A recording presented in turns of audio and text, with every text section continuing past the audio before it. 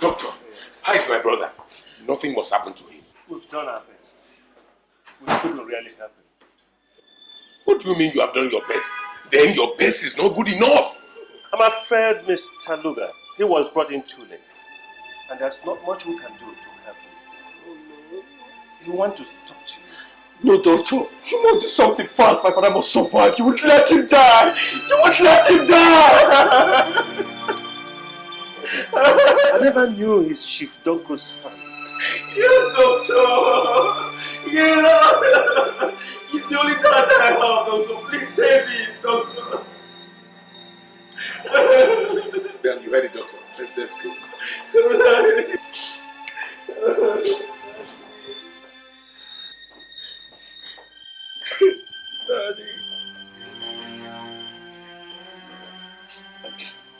Daddy. Dad. It's unfortunate and sad I couldn't live up to my dreams. Time is running out like a burning candle. I must go to my father now. No, Dad. Nothing will happen to you, Dad. Nothing will happen to you. My son, nothing will happen to me. But I can see it coming and fast. No, brother. No. You will live. I'm going to get the best doctor for you. If these ones are not competent enough. No, Luga, my brother. There's no need for more doctors. My time is really up. Dan, don't cry. Luga, my brother. Thank God you are here. I'm sure with you, Dan will not have any problem growing up when I'm dead. Nothing will happen to you. Luga, you have eyes but you can't see. My time is really up. If you get to my office, you can find the documents representing the entire wealth of mine. I want you to take proper care of my assets until when Dan turns 18, when he'll be old enough to formally inherit his legacy. My lawyer, Mr. Anderson, shall hand over the originals on the 18th birthday of Dan. He also has a detailed write-up of my will. It shall be implemented when I am dead. Don't worry, brother. It shall be done. There is one more thing I want to appeal to you. You also know my dream. I've always wanted Dan to have the best of education, so that when he grows up, he'll be a responsible man in society. Please, Don't allow this dream of mine to go to the grave with me. I would like you to implement it on my behalf. And when you do that, God will bless you. Do not worry, brother. Everything will be done as you want implemented. After all, Dan is like a son to me. No! Daddy! Daddy! Daddy! Daddy! Daddy! Daddy!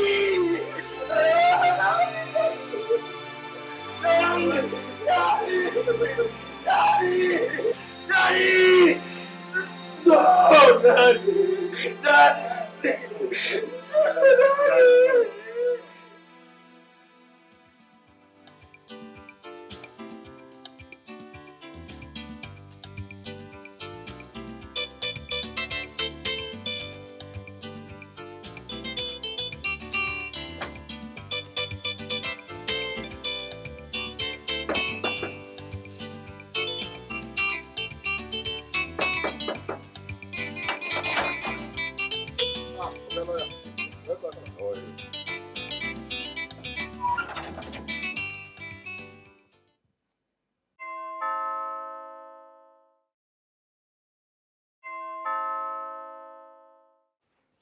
Ezekiel! Sir!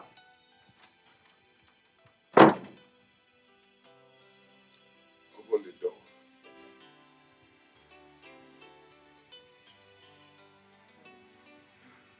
Good afternoon, Mr.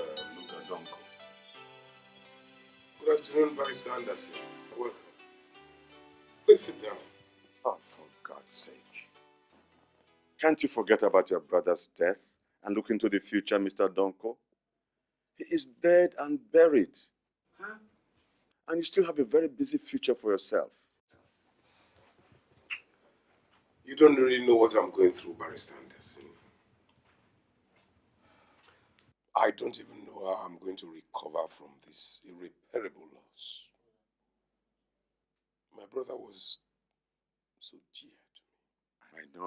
I know. But you don't have to give yourself hypertension after his death. There is nothing anyone can do for him now. I know, but I can't just help myself. But you have to.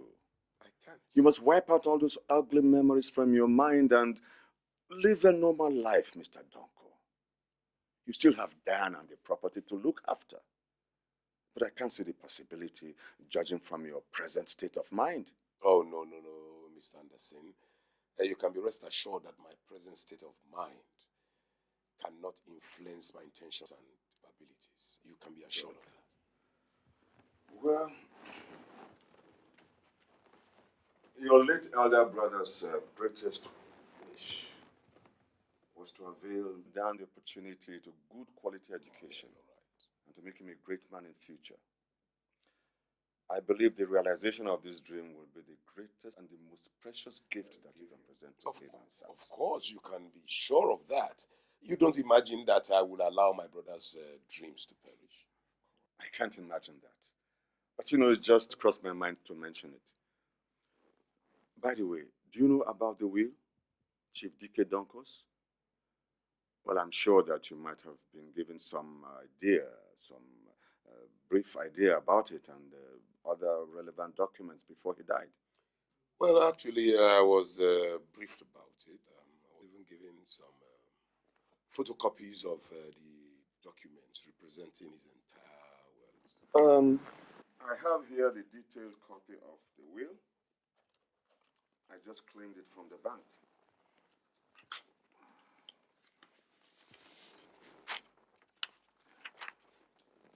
Now, according to this will, Dan comes directly into his wealth.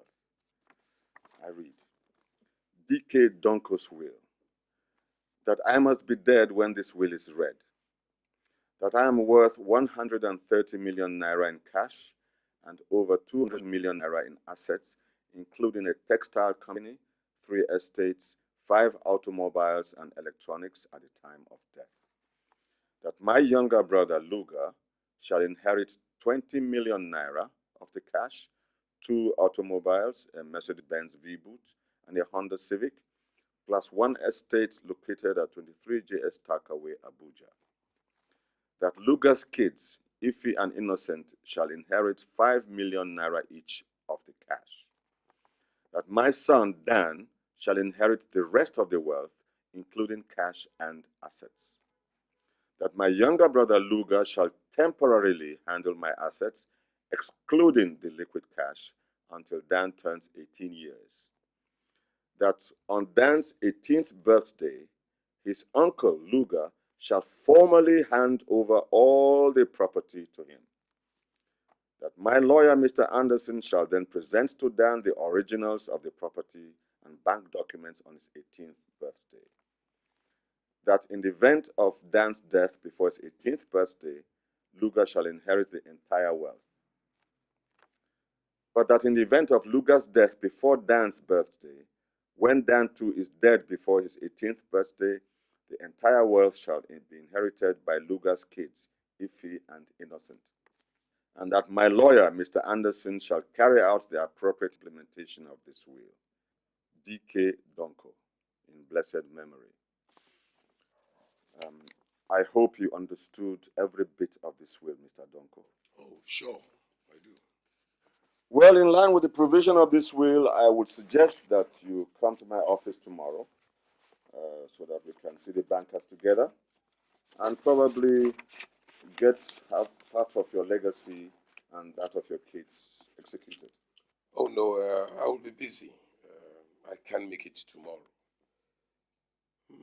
Why don't we make it day after tomorrow, or Friday perhaps?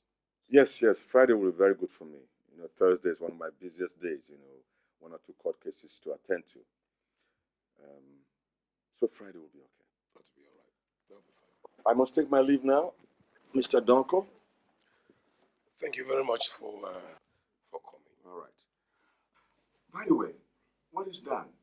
He hasn't come to greet me since I came. Oh, he's in the school. What do you mean school? It's 4 o'clock now and school closes by 2 p.m. Are you saying he's not back from school yet? Not yet. Now, who takes him? Oh, Bangadi driver. Where he told me that he was feeling sick. That's why he couldn't go to pick him from school. Sick? I think I saw him when I was coming, but he didn't look sick to me. That's what he's told me. Well, does that mean that Dan won't be picked up because the driver is sick? Actually, I wanted to go and pick him from school when you came in. Your visit delayed, stayed longer than I thought. Oh, come on, Mr. Donko. Okay, where's the driver? He's in the boys' quarters. Ezekiel! Ezekiel! Sir! Tell Banga to see me immediately. Yes, sir.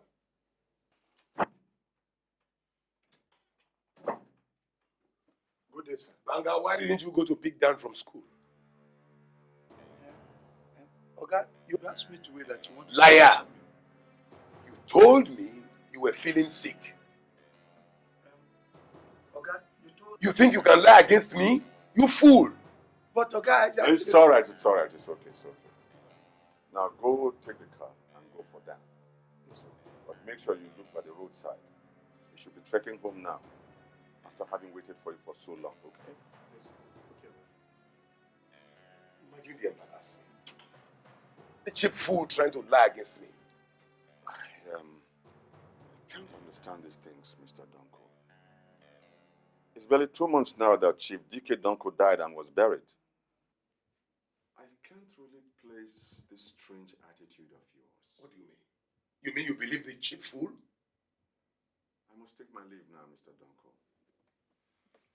But be careful. I don't like what I'm seeing.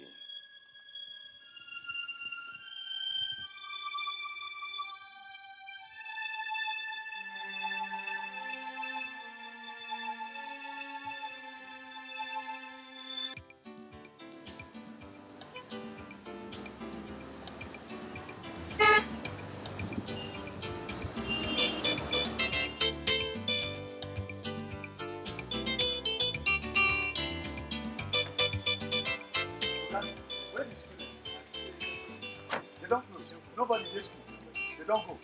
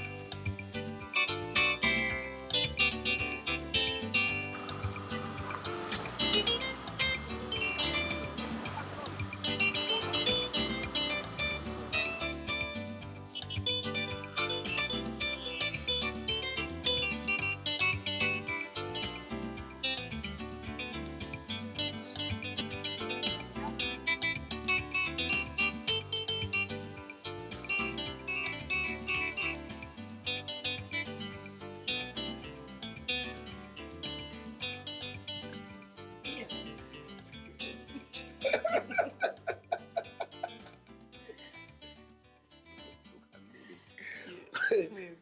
No.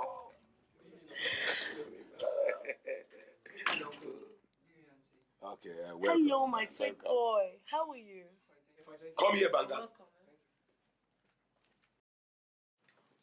Why must you insist on tarnishing my image in the eyes of that barrister? But, Oga, I did not know that. What didn't you know? Eh?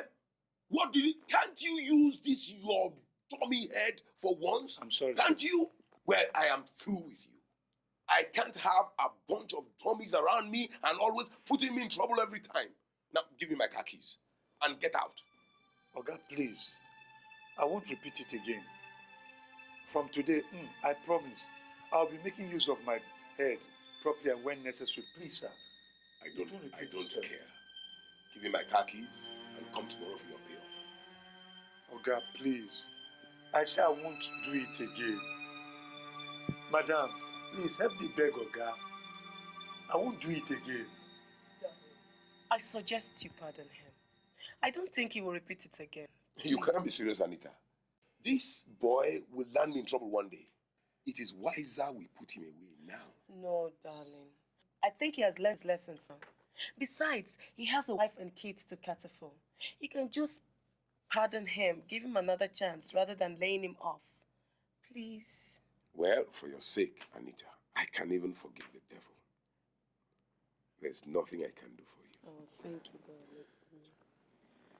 For her sake, I give you a second chance. But next time you do not use your head, you will not spend a minute in this house. Yes, Oga. Now get out. Thank you, sir. Madam, thank you. You're welcome. Oh, darling, I must be on my way now. I have to get home and cook for my younger ones. Oh, come on, sweetheart. You can't leave me so early. Darling, don't worry. You'll soon be seeing enough of me, okay? But for now, I have to go. Darling, may I have my weekly maintenance fee now? Oh, I'm sorry, Anita. I almost forgot. How much would you be needing for the week? Anything. No, please be specific.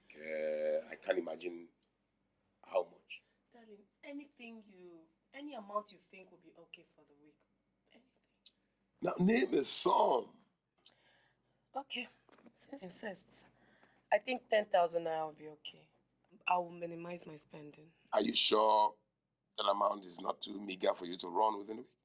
No, darling, I'll manage since I'm a good manager of resources.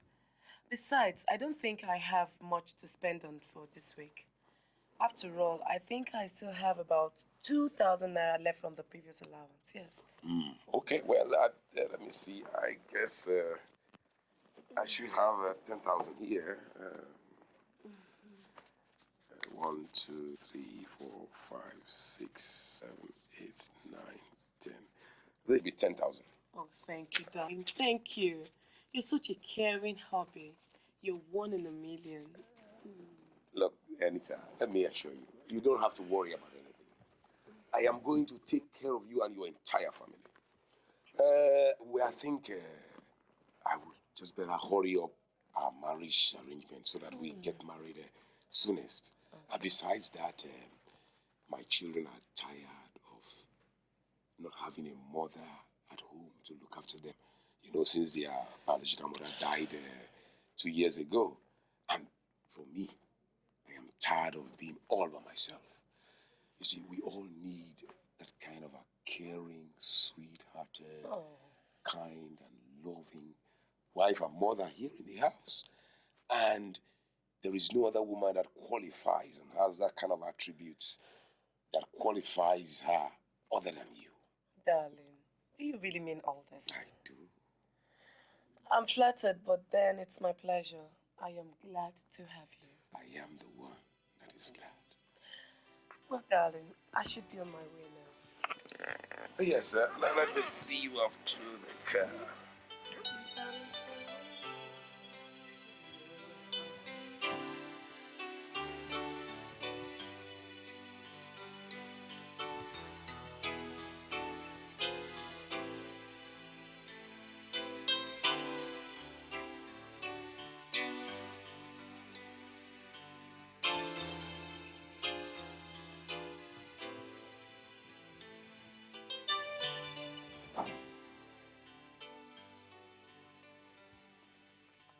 Good morning, Uncle. Oh, yes. How are you? Fine, thank you. Uncle. Going to school? Yes, Uncle. Uncle, our class tells us to buy the flame book listed here. Which teacher? Our class teacher. So what's the total cost? Uncle, I don't know myself, but it just says that the book will cost about 800 naira only. And you call that huge amount only 800 naira? Where do you think I'm going to get that big money from? You think I am an armed robber? Now listen to me, you rude boy. From today, no money for you until I think about it. Now, go and pull that uniform of yours and keep that bag. No, Uncle, I must go to school. Because it's not exam soon. I say go into the house and pull that uniform. Uncle, please allow me to go to school. Dad wanted me to become a great man. I want to become a great man. Great man indeed. Hail, Mr. Great Man. Dad wanted me to be a great man. Uncle, I want to be a great man. Now go and pull that uniform before I lose my temper. You are not going to become any great man. Uncle, please.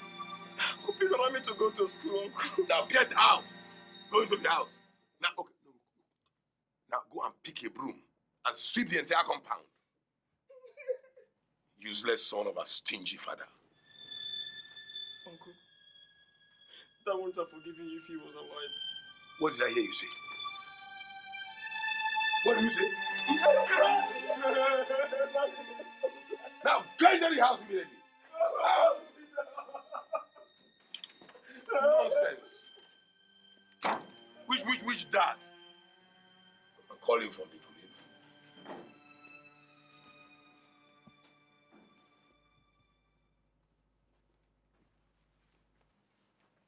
Ah, my lovely kids. Are you ready to go to school now? Yes, Dad. Good. Dad, what happened to Dan? Oh, forget about Dan. Don't bother about him. He's no longer wearing his uniform now, Dad.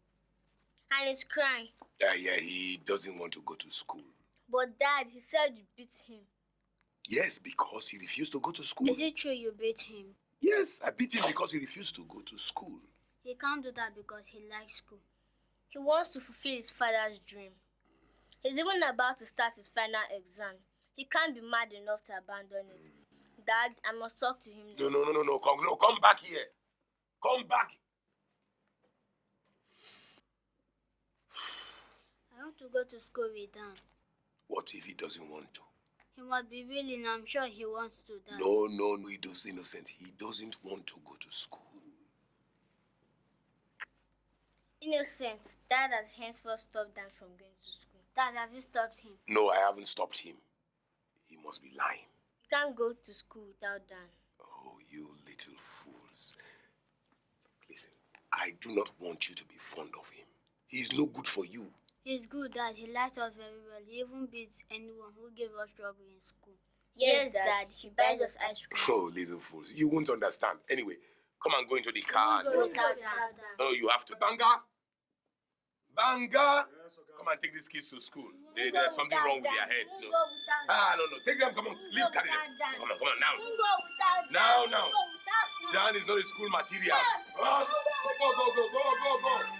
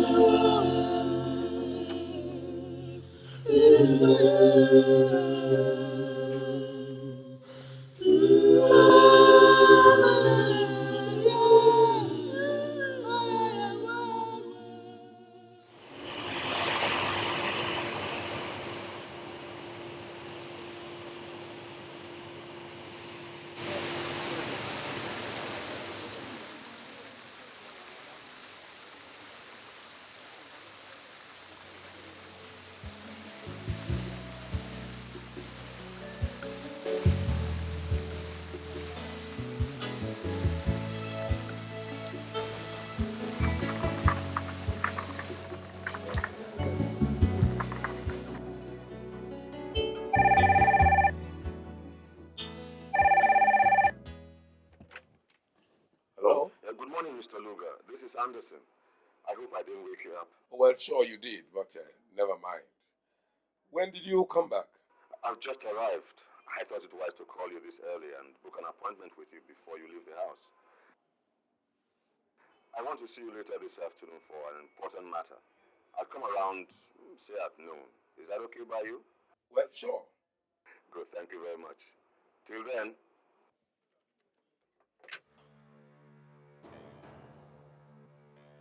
Why did he come back so soon? I thought it was a 2-year program.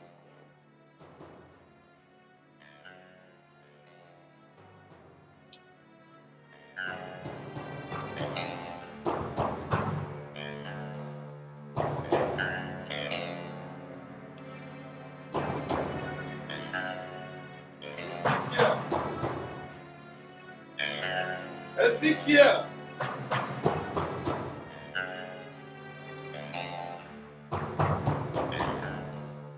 Ezekiel! Ezekiel! Ezekiel!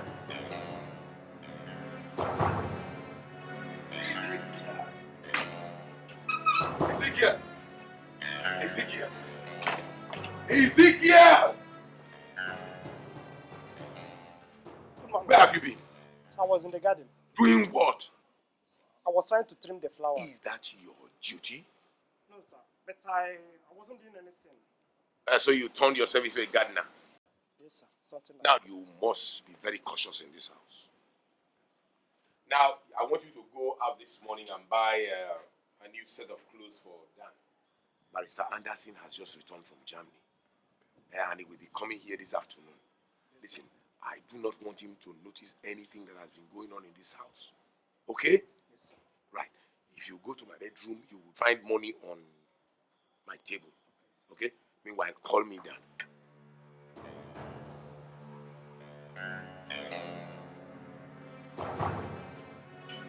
Dan, how are you? Now listen carefully. Barrister Anderson has just returned from Germany. And he will be coming here this afternoon. So be warned. When he's here, don't try any trick. And do nothing heroic. Understand? Yes, uncle. So you have been going to school, and I have been taking proper care of you. So don't try any clever tricks when you meet him. Understand? You have been going to school, and I have been taking proper care of you. Haven't I? You have, uncle. Good. Now go back.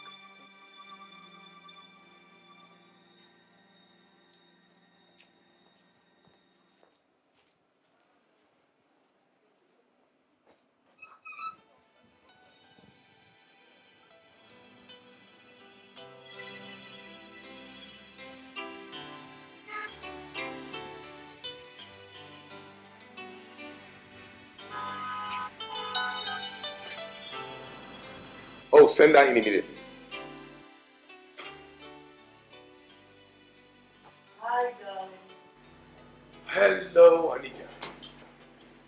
So, how are you doing? Can't you see I'm fine? I'll be fine as long as you promise to always be by my side. But you know I'll always be by your side. That's very kind of you. Thank you. Sit down. I'll be with you soon. I hope there's no problem. No, not really. I just came to remind you of my grandmother's nephew's birthday celebration. Remember I told you I'll be needing some money to run the expenses? Oh, sure you did. I haven't forgotten. I'll be traveling tomorrow for early preparation. Tomorrow? Why don't you make it on Tuesday? Darling, Tuesday is too far. I mean, I have to travel for early preparations. Okay. Then Monday will be ideal. Is that all right? If you insist. Yes, I insist. By the way, how much would you need? Well, darling, you know I'm a good manager of resources. So I think 100,000 naira would do. Don't you think that would be too much, considering the distance in relationship with her? You know, I told you she was very fond of me when I was a kid. I mean, this is the only way I can pay her back. Besides, darling, I've already promised her. I see what you mean.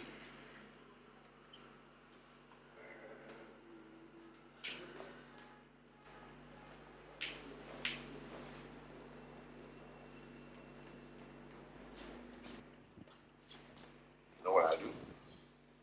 I'll give you the check tomorrow. You will? Of course I will. Oh, thanks, darling. Thanks. You're the best among the rest. What will I do without you, darling? Look, let me tell you something. You have no problem as long as you are with me. I'm going to take care of you. Not just you, I'm going to take care of all your family. So just be the good girl that you've always been, and I tell you, we are going to go places. Oh, it's after 1 already. Anderson must be waiting for me at home. Oh. We better hurry.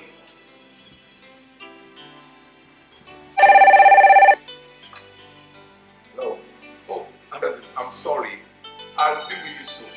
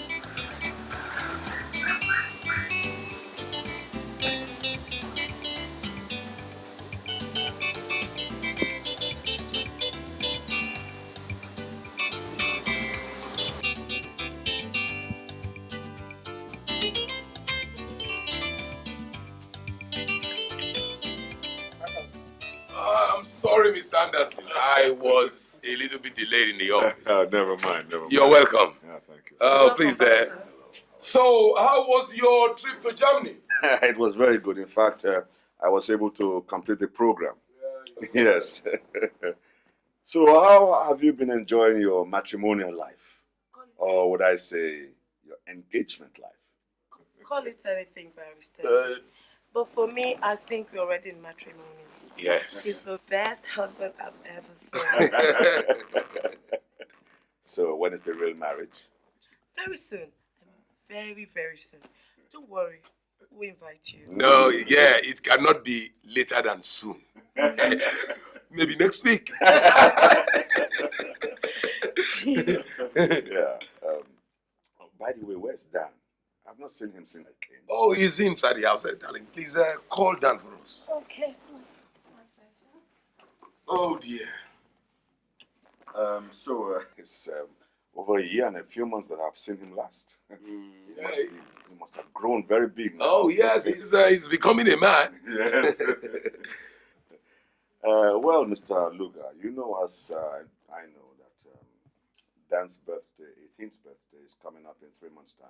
Yes, of course I do. Yes, and I hope you are doing the handover process now. Oh, yes. Yes. Yes. Very good of you.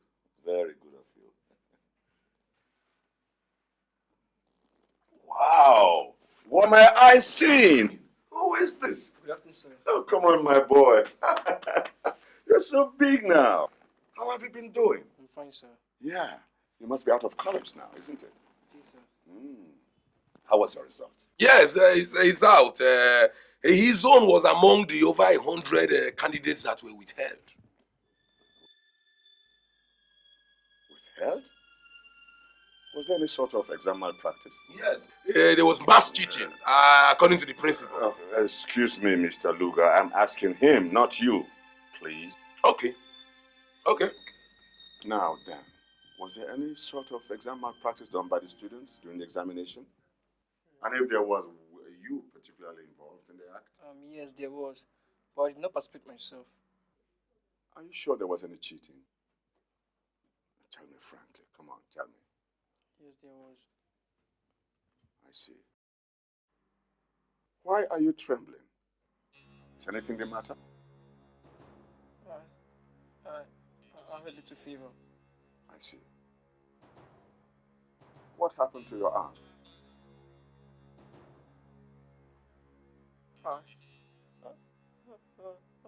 I fell over the staircase. Now, Dan, listen to me. You are no longer a kid. You must be sincere to me, okay? This thing doesn't look anything of that sort. It looks more like a pain stroke or something. Excuse me, Mr. Anderson. What are you getting up to? The boy was coming down the staircase, slipped, fell, and hurt his hands. He has told you that. What is there to dispute about that? You lawyers are always disputing and never satisfied. That's right, Mr. Luga. I've come to tell you to do the handover process immediately. Dan will turn 18 years in 3 months' time. And as the will provides, you have to do all the preliminary handover process now. Working hand in hand with him in anything you do concerning his father's business and property. You have to acquaint him with everything before the formal handover day. Good. And you have to introduce him to his father's business associates, etc., etc. I understand. I will do that. Good. Now, Dan, Sir. you must accept the challenge to be an independent man in 3 months' time. All right? Yes, sir. Good. Well, let me see.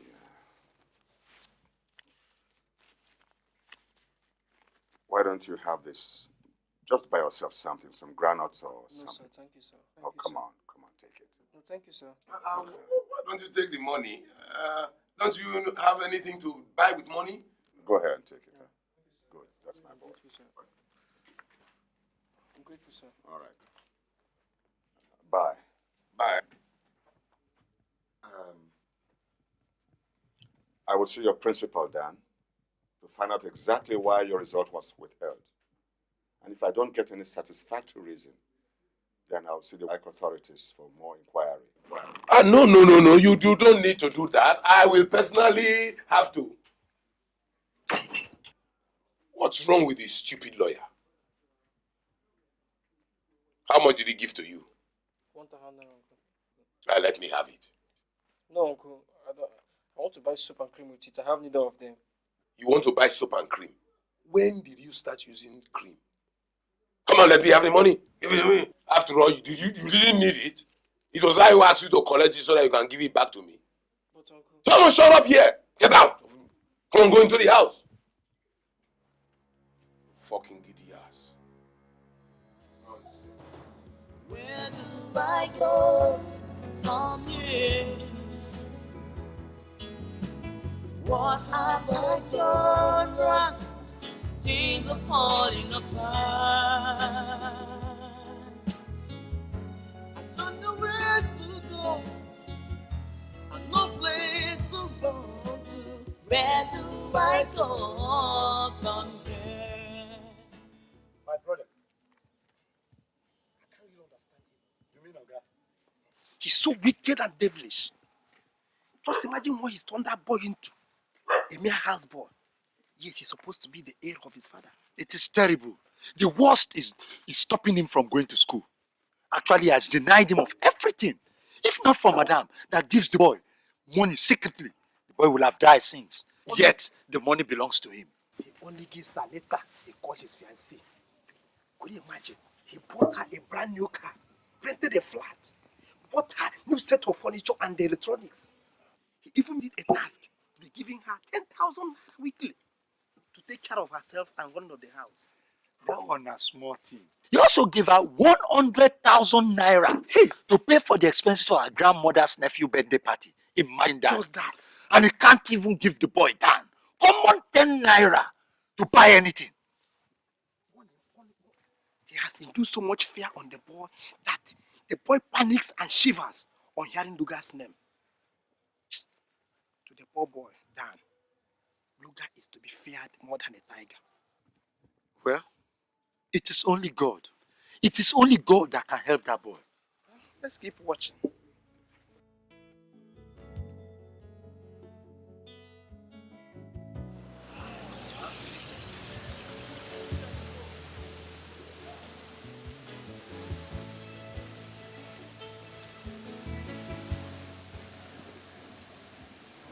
There is something bothering my mind I want to share with you.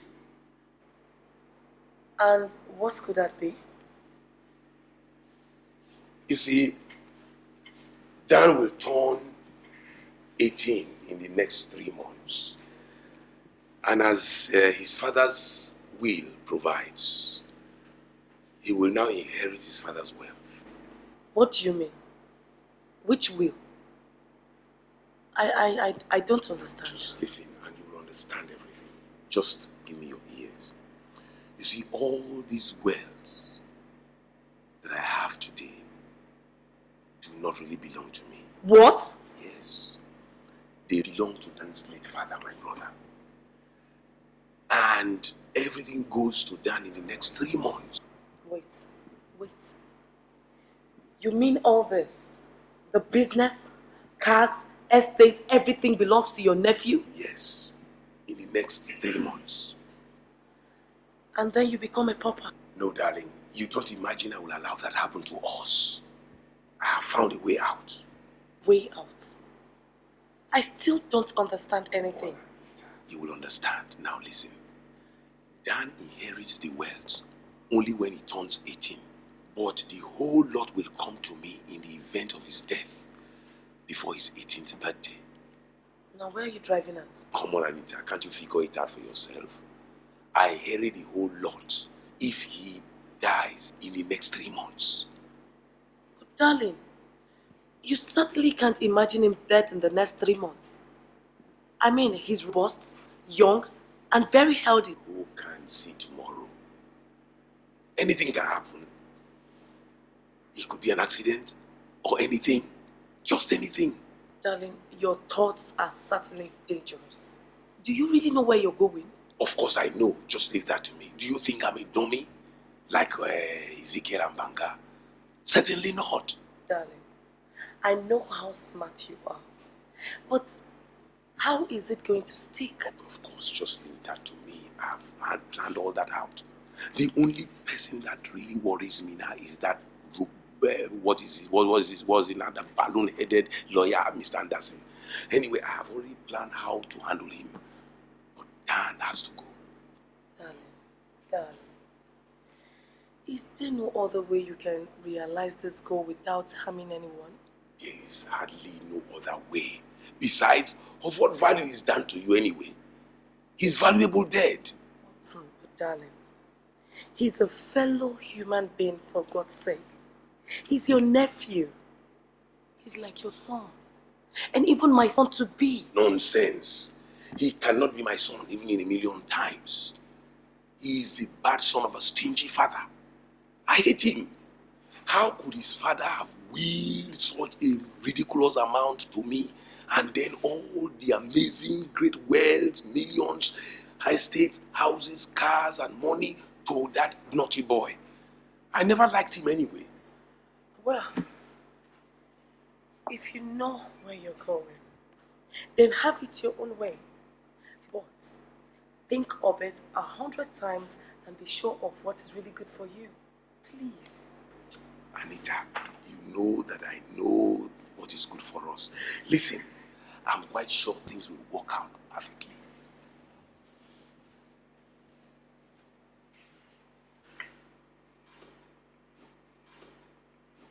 Listen, Anita, we shall have a wonderful life when the millions begin to roll in. I will do anything for you. I'll take you on a tour of Europe for our honeymoon. Look, we can spend our lives traveling all over the world, to Amsterdam, to Germany, to Geneva, to Amsterdam, Berlin, name it, everywhere. It will be all right. Just trust me. Okay?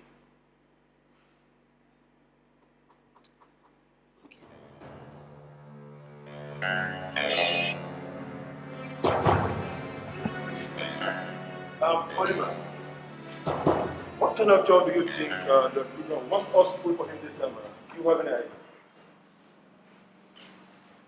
I don't care the kind of job. All I need is a job. It's been a long time since last I put a job. My hand aches. You don't have to worry, man. Relax your hands. You alone are holy. Now listen, soon a job will come your way. And probably a deadly one. Come to think of it, Lord Luga gets the whole lot of millions.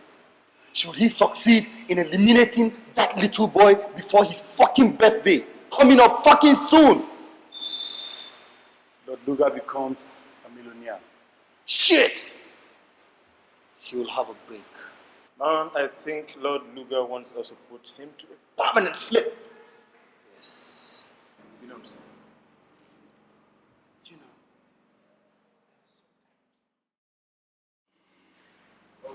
Welcome, Lord. Yes, boys. You see, I don't have much time to waste, but only a job to give you. And I want the job professionally done and convincingly too. All you say, Lord. And one more thing. There must be no mistakes. Understand? Consider it done, Lord. This is your victim. You know him? Sure, Lord. The little animal in your house. Good. He dies tonight. Fine. Fine. I want him to die tonight. And I want the operation to be carried out in such a way that there will be no suspicion that he was murdered. Okay? Yes, Lord. This is how it goes. I'm going to send him by 9 p.m. tonight to the Silver Square to buy me suya. You know that between Cocoa Estate and the Silver Square, there's absolute quiet around 8 p.m. Yes, Lord. You lay ambush for him there. When he comes, you close in on him and hit him slightly on the head and put him out of action. Understand? Next step, drag him into your car, drive straight to the Vietnam Bridge and throw him into the river. At least let him die by himself. Then tomorrow morning, his body will be washed to the seashore. That is perfect, Lord. Sure. I want the police to be convinced that he got drowned. Already, I would have phoned the police and alleged that my nephew, who went out for hobby fishing since 4 p.m. had not returned. At least, his late father used to take him on pleasure fishing when he was alive. That's as easy as ABC, isn't it? It is. All what you say will be done. Good. Next thing, there must be no mistakes. Accepting mistake is not in my character. Should there be any loose ends, both of you will die along with him. Understand? Lord, all you need to do is say amen. Fine. I hold strongly to that. I consider your victim already a working corpse. He dies tonight. Let me remind you that you leave for vacation tomorrow. Your visas are ready. Now, here's your passports. And 300,000 naira for the job. Honestly, Lord, I must leave you now. Now, remember, Lord Luga does not accept mistakes. Lord, you should be aware that the word mistakes is not found in our crime dictionary. Very well then. I'll see you when the heat cools off after the deed is done. That's all right, Lord. Best of luck and stay well.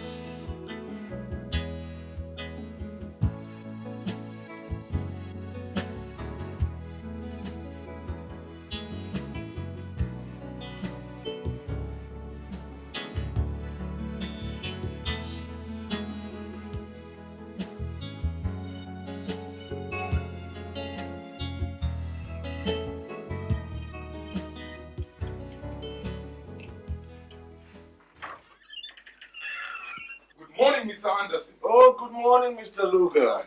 Welcome to my office. Please do sit down. You're so early here today in my office. Is there anything I can do for you? Sure. Oh, for God's sake, Mr. Luga. Why do you look as if you have all the problems of this world on your head? You've lost color. Why wouldn't I? You imagine I would have forgotten so easily about my nephew's death? He was so dear to me. You have to forget it. I mean, it also came to me as a big shock. But it's now a thing of the past. It's just God's will. I just can't. It's not easy to forget. Oh, take it easy. I'm sorry. He was so dear to me. Don't worry, Mr. Luga. It's okay. Take it easy, huh? Take it easy. You know, I haven't really entirely taken this thing off my mind. It still hangs on my mind and I get worried. The more I think about it, the more I get puzzled. I understand. Well, we don't have to get over it all over again. But I still haven't satisfied myself about the circumstances surrounding Dan's mysterious murder. Murder? What do you mean murder? My nephew died of natural cause. He got drowned and died. What makes you think he was murdered? Well, the whole setup looks so funny to me. I'm more inclined to believe that it was an inside job. Inside job? How do you mean? Well, I never knew Dan to be a good fisherman. Well, yes, he went pleasure fishing with his father when his father was alive. And I also know that he was not actually allowed to be on his own outside the home after his father's death. You know that as well. I can't understand all this. Dan still took to fishing even after his father's death. And many times he went all on his own. He asked me for permission to go and I permitted him. He went and never came back. Even the fishermen at the coast witnessed to it that Dan was unfortunately washed by the raging waves from the river. And of course, you know that nobody could have survived that. Mr. Luga, your opinions and ideas are quite different from mine. I strongly believe that your nephew Dan died in a plotted murder. Look, you must give me what I'm due. You lawyers are never satisfied of anything. After all, do you think you love Dan better than I did? He was my own, he was like son to me. That doesn't mean anything to me. I must untie all the knots in this case before I make any move. This is a very delicate issue. And I must be really convinced. What's there to untie? Look, Miss Anderson, you are being very unfair to me. Everybody knows that Dan got drowned in the river. The police knows that. Even the fishermen at the coast witness to that. What more do you want? Do you think I believe in those cheap crooks who can do anything for money? And I don't really believe in what the police thinks about this case. Look, I have my own way of doing things, and I have my own opinions. Besides, Mr. Luga, why for God's sake are you so eager to convince me? You have your driver, Banga is there, your house help is there. How trustworthy are they? And I haven't even blamed you for anything yet. All my staff at home are clean. Why do you think they will have a hand in Dan's death when they loved him most? Look, Miss Anderson, you are taking the laws into your hand. You must give me what I'm due now. I'm not taking no law into my hands, Mr. Luga. And if I may be frank with you, I must tell you that I doubt very much of your cordial relationship between you and your nephew Dan. I will not give you anything until I am convinced. Look, Mr. Anderson, you don't want to drag this... Hold it, Mr. Luga, hold it. Is it not true that you prematurely stopped Dan from continuing his education? Is it not also true that you stopped him from writing his final exam? The principal left nothing out. The principal is a liar. I myself didn't know that. Dan stopped school. He told me he wrote his final papers, but they were withheld, and I believed him.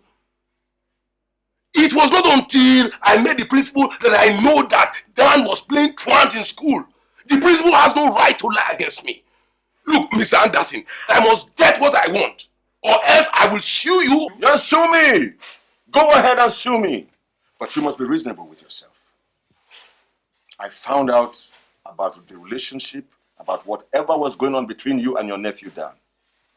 I also found out about the maltreatment he got from you. Your kids left nothing out. Nonsense! They are kids. They know nothing. Now listen to me carefully, Mr. Luga. Listen to me very carefully. I have no time to waste. Every minute that passes here is very precious to me. Let me make it clear to you that unless we find Dan's dead body, I am not releasing any original documents to you. The police and the submarine rescue teams were on the scene of this incident when this incident was reported.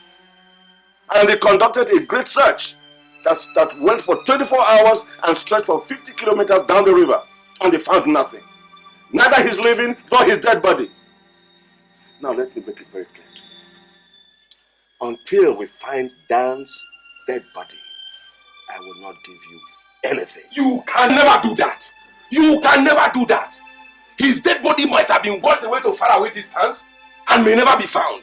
You know the water level was high after that heavy rain, and the surging waves were strong enough to even move a mountain.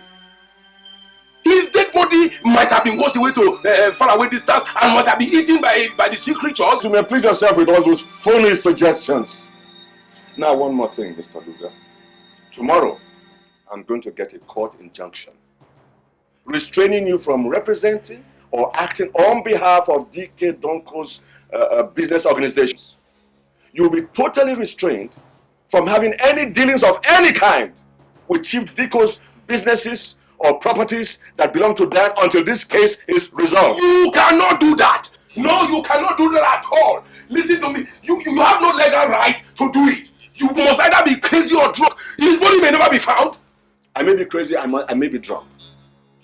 But until I satisfy myself with the circumstances surrounding Dan's death, I will not release anything. Now let me tell you one more thing.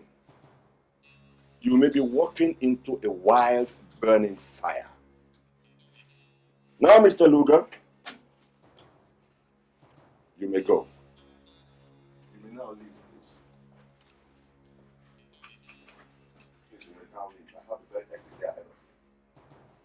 Please.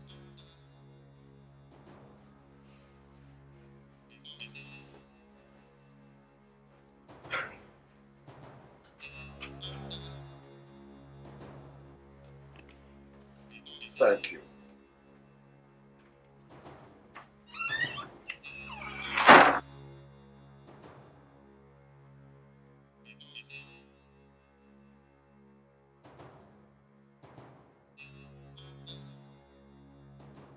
I just have to do something about this lawyer. He's growing out of his pants and he's a stumbling block in my way. He knows too much. Do I send the boys to eliminate him? No, that would be stupid action. Or do I file a suit against him? Well, they seem more reasonable. Yes. I'll sue him and get a good lawyer who can crack this case. Yes. One of the most intelligent lawyers in this country who can really prove that black is white. And damn, where could his dead body be? Could it be that his remains have been consumed by the sea creatures? If so, can I have breakthrough with this Anderson of a man? Well, a good lawyer is the answer.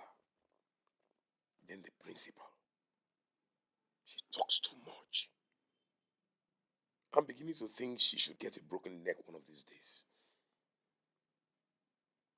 And then my little kids, Innocent and Ify, are becoming too clever for my liking.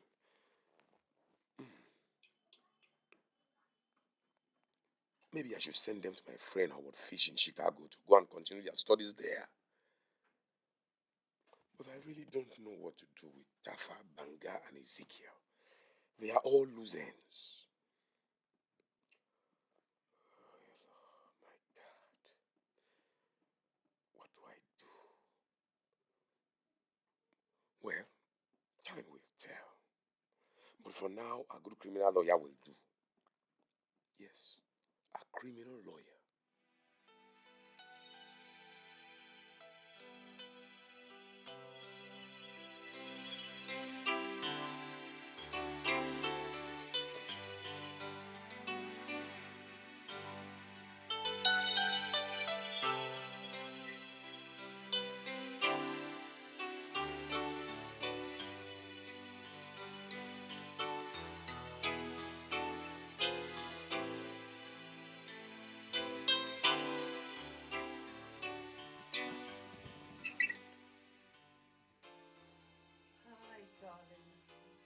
How are you, Anita? I'm fine. So how's everything? Look, darling, you don't have to worry yourself about this issue. Everything is going to be fine. No, Anita. I must think of a way to get out of this mess. I must think of a good criminal lawyer that can handle this setup. A lawyer that is intelligent enough and knows how to handle criminal cases like this. Have you thought of anyone? Yes, there is this lawyer, Tom DiMazza, that I know. He's about the only lawyer I think is knowledgeable enough and intelligent and knows about criminal cases like this one. If he cannot do it, then nobody can. Wait a minute.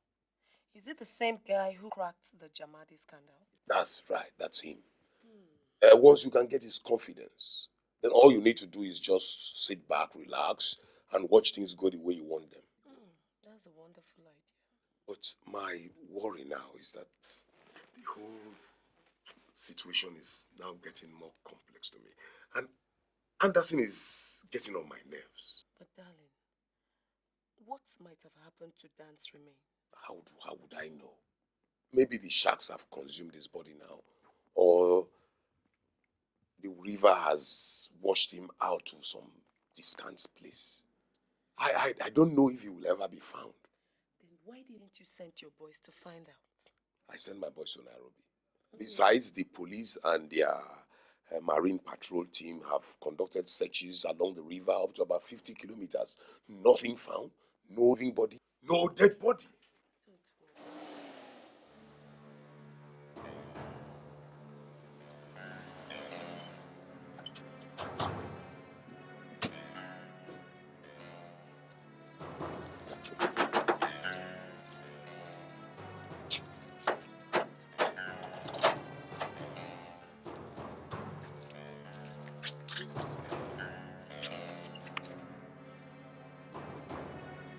Who are you?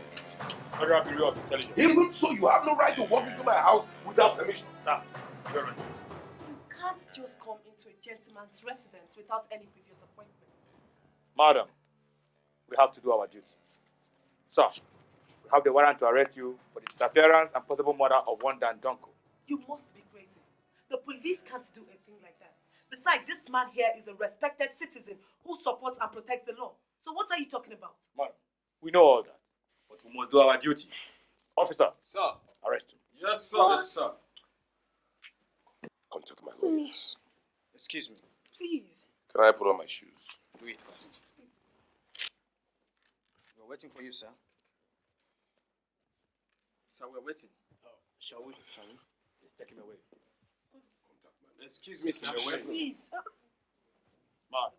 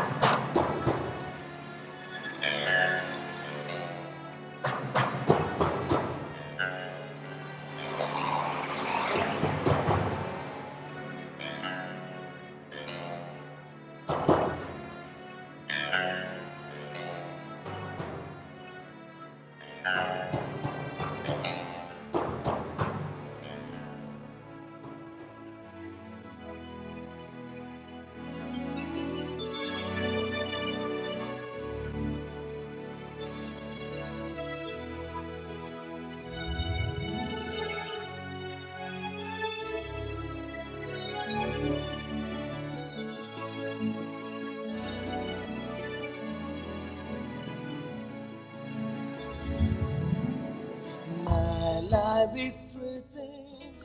Where do Luga Donko in police custody in connection with the alleged disappearance and possible murder of his nephew.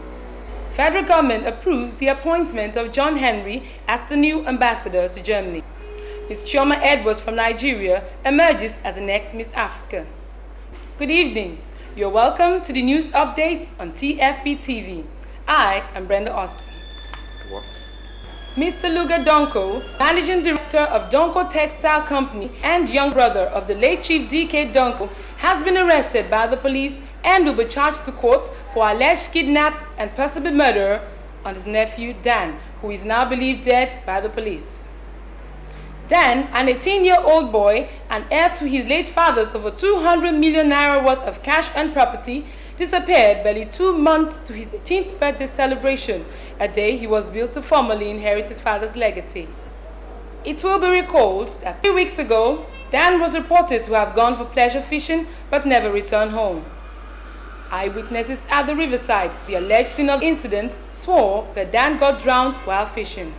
Luga Donko, popularly known as Lord Luga, is the next supposed heir to the late Chief D.K. Donko's legacy in the event of Dan's death before his 18th birthday. Luga Donko was arrested yesterday evening in his residence by men of the FBI. What? Can you imagine? My friend Luga in police custody over his nephew's disappearance? Incredible. This is quite shocking. Excuse me. Darling, where are you going to? I just have to be on my way, possibly to do something to bail him. Is that wise now? Don't you think it's rather too early to appear there? Who knows if something is... I don't know. If what, Angela? Understand me. You started this insinuation again? Darling, this is a criminal case. I don't want you to be involved in it. After the last insurance scandal that almost landed you in a 20-year jail term. Darling, don't you think Luga might have truly had something to do with this allegation? It seems very obvious. My mind tells me so. Do you know I don't give a damn whether he did it or not? I don't give a damn. All I know is that Luga is my good friend that helped me during the insurance scandal. And I just have to do something to help him now. Darling, you already have a record with the police. I don't want you to be linked up with this case. See, something tells me that this is going to be a very serious case. Well, in this case, I just have to help him. What are friends for? Beramo! Beramo!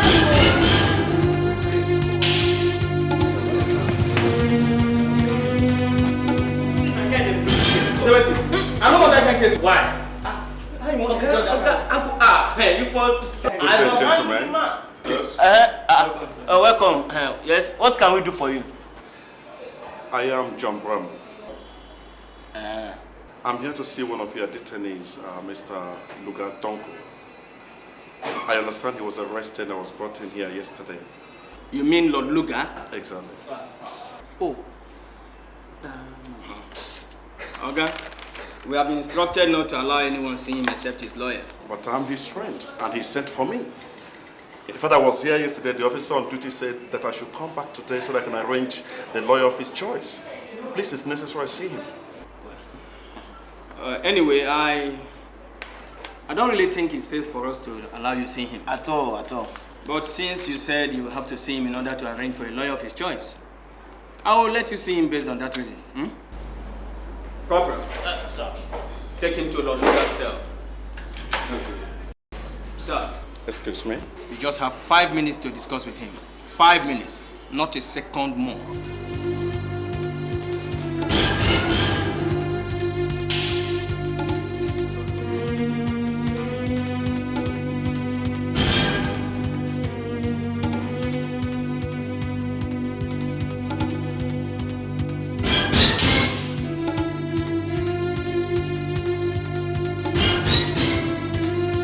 Lord Luga, someone is here to see you. So you're here? Oga, remember, you just have 5 minutes. Luga, how come you're being arrested over, Dan's disappearance? I can't believe this. Neither do I. Only the police knows. For God's sake, what is this country turning to be? I cannot imagine a responsible citizen like you being harassed by the police. I mean, where are we going to? Me, Lord Luga, been accused of my nephew's disappearance and possible murder. I can't believe that I am here because of that. But how can somebody like you have been supporting, and contributing financially and otherwise to the police welfare, be made a scapegoat on your own very nephew's disappearance? But the police is supposed to be the supporters and protectors of the citizens. But in this country, the reverse is the case. All what they do is to put innocent people into trouble. Time up. 5 minutes is on. I want you to help me contact a very good lawyer that will defend me in court and possibly bail me out. I never worry. That is already taken care of. In fact, you have the satisfaction of Chief Tom Demeza, the famous Lagos State criminal lawyer and human rights activist in your defense. I just spoke to him and he has decided to copy a case. Right, that's right, that's right. I also thought of him. So, I'm up.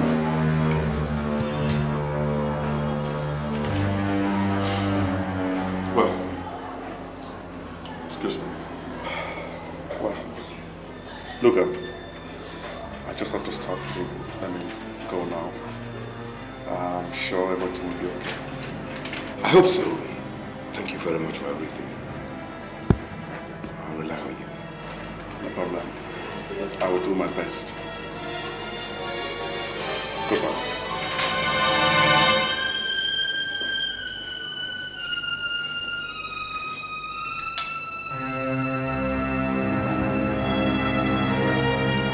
Yes, I got the letter. I got the letter. That's right. That's right. All right. All right, I'll be there in another 30 minutes. Yes. Thank you. Sir, Yes. I want you to prepare all the relevant documents regarding Dan's case. All right. Everything has to be in order, huh? Yes.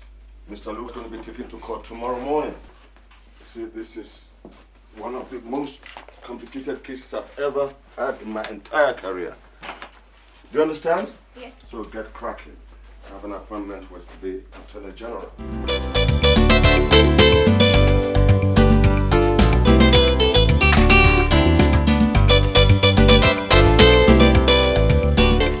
Hello, good morning. Please, sir, if you wouldn't mind, I would like to have a word or two with you, sir. Well, you have to be very snappy. Have a very tight schedule. We will, sir. Sorry, sir. Sir, we understand. Look, Donko, the man suspected to be behind the mysterious disappearance of Dan, will be taken to court today. Could you confirm that, sir? Well, that's right. Excuse me, sir. We also understand that you're going to be the prosecuting counsel in this case. Yes. Do you think you stand a chance? Because we understand that the Lagos famous criminal lawyer and civil rights activist, Tom Demeza, is interested in this case. Well, I believe I stand a very good chance. You sound very confident, sir. I don't expect everybody to take my word. But I have reasons to believe that not even the best lawyer in the whole world can beat me in this case. Could you name some of these reasons? Well, there's always the law to defend and protect the innocent citizens and to punish the culprits. Excuse me, sir. Don't you think that this same law can set Donko free? Well, the court will decide. But don't you think the table can We move? Sorry, shall sir. meet at the court. Thank you, sir.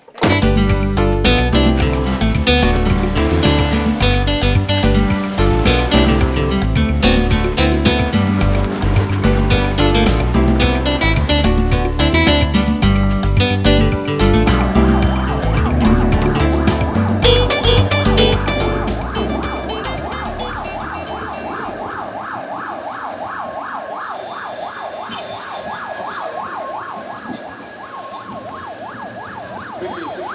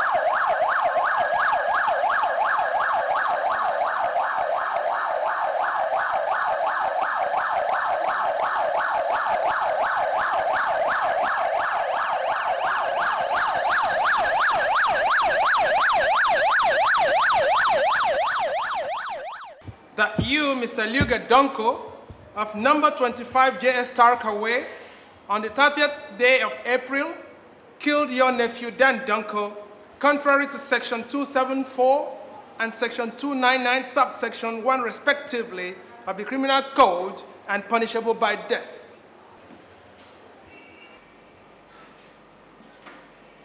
Mr. Luga, are you Christian, Muslim, or pagan? I'm a Christian. Then take this Holy Bible.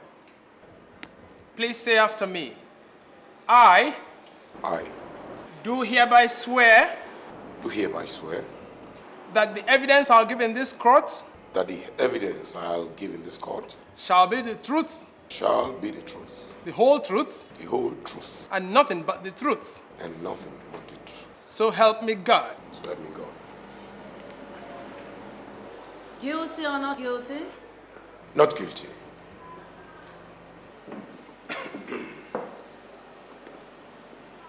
Mr. Luga, who inherits Chief D.K. Donko's legacy in the event of Dan's death before his 18th birthday? Me. Dan was insured for 5 million naira. Who gets the premium in event of his death? Me. Good. My lord, I have reason to believe that the accused has something to do with Dan's kidnap and possible murder.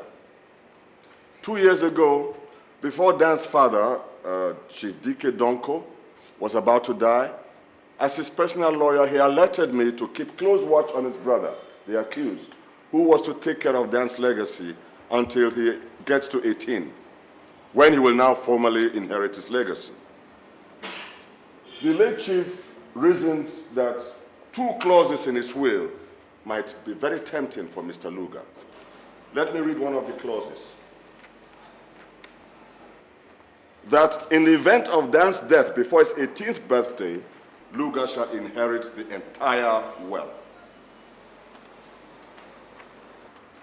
Following the instructions of the late chief, I tried my best, but I found out that the accused badly, brutally maltreated his nephew, Dan. Objection, my lord. My learned colleague here has no proof whatsoever that my client has maltreated his nephew, whom he loves so dearly. My lord, the prosecution counsel is wasting the time of this court. My lord, Dan's mysterious sudden disappearance, just 2 months before his 18th birthday, is very questionable. 3 months to his birthday, I visited the accused to remind him to start the handover process. But to my utter shock, I found out that he brutally maltreated his nephew Dan, and even stopped him from school against his will. All these points, my lord, prove absolutely that the accused has everything to do with this. Objection, my lord. The prosecuting counsel cannot prove any of his points. My client has no link whatsoever with all these allegations. I request that this honorable court acquit and discharge my client with honor and respect. Counsel, can you prove on your case further? Yes, my lord. I have proofs linking the accused with all the charges leveled against him. May I ask the court to permit me to present my first witness?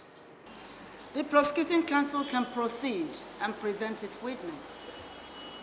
My lord, my first witness is the accused fiancée, to whom he is already engaged and to be wedded in about 5 months' time. Miss Anita.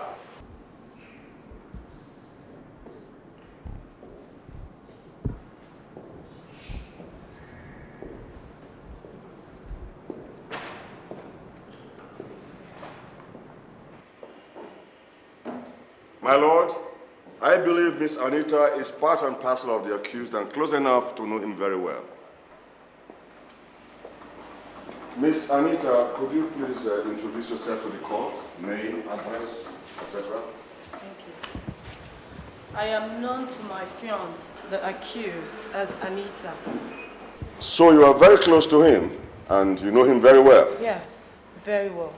Miss Mimi Dabul, could you tell the court all that you know pertaining to the accused and his relationship to Dan, his nephew? 2 years ago, before Dan's father, Chief Dike Donko, died, he alerted his lawyer to keep a close watch on his younger brother, Luga. He suspected that after his death, the will could be tempting to Luga.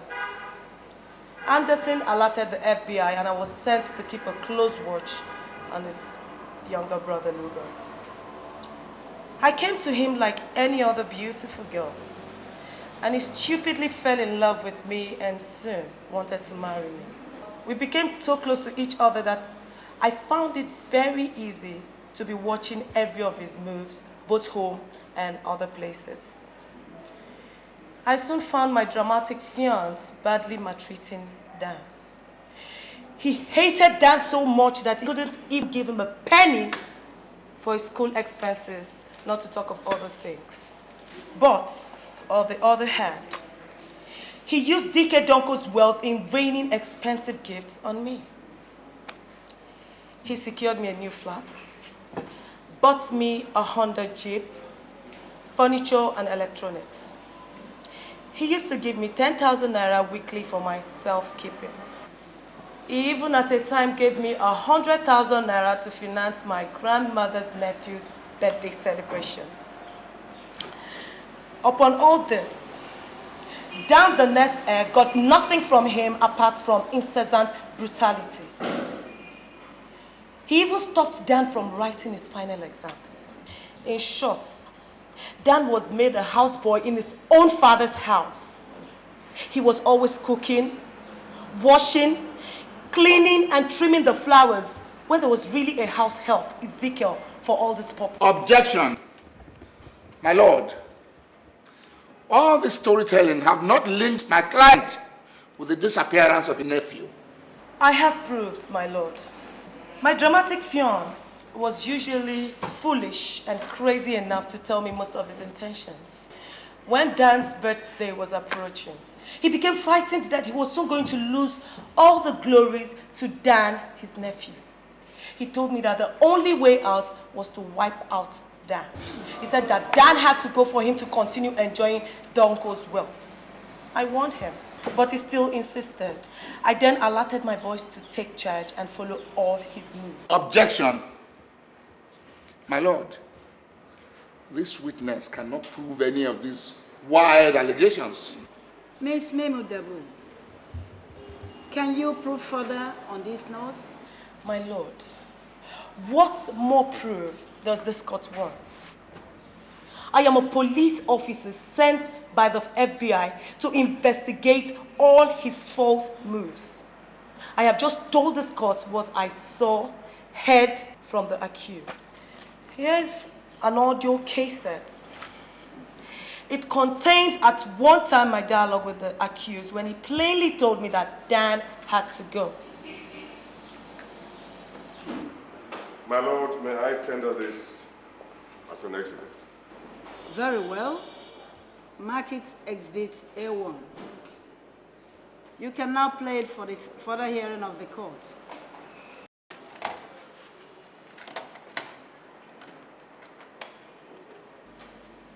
I heard a whole lot if he dies in the next 3 months.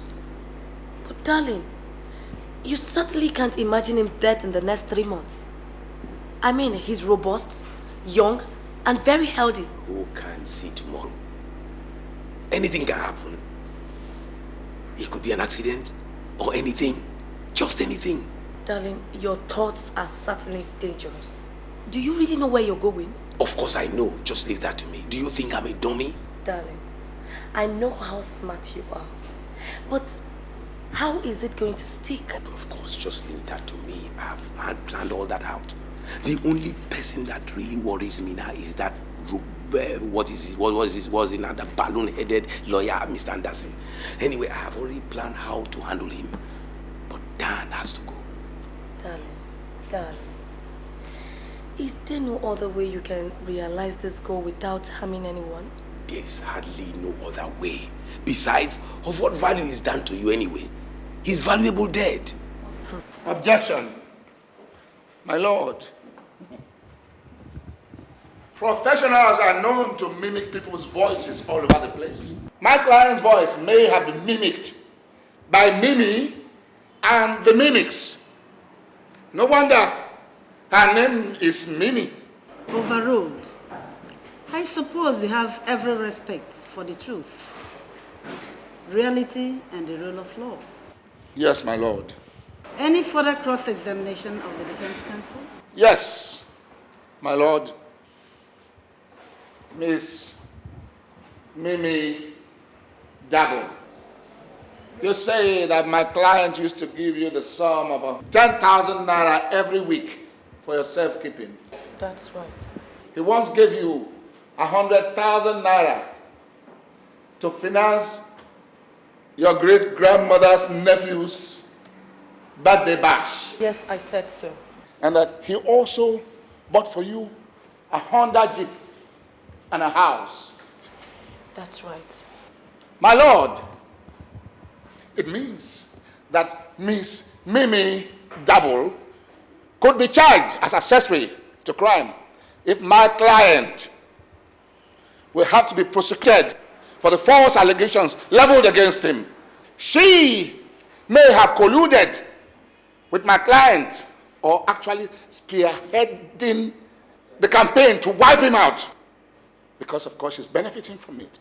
She consciously became a false beneficiary, knowing that the wealth that was being showered on her was fraudulent and wrongly acquired. Objection, my lord. Miss Mimi Dabo was only on duty, and everything she did was in the course of investigation.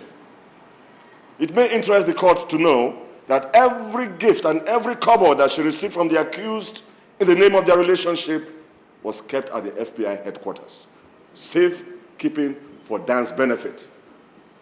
And every step she took in the course of the investigation was always reported to the FBI headquarters. Of course, in the past, there have been many cases like that where an FBI officer would even play a madman for the purpose of investigation. The prosecuting counsel is right. An FBI officer goes to a greater permissible extent during investigation. Miss Mimi Dabul was entirely on a state assignment. Any further cross-examination of the defense counsel? Lord, that will be all for now. Mr. Anderson, any further cross-examination? No, my lord. Miss Mimi Dabul, you may now step down. This court will go on recess. The court resumes sitting in another 30 minutes. I now rise.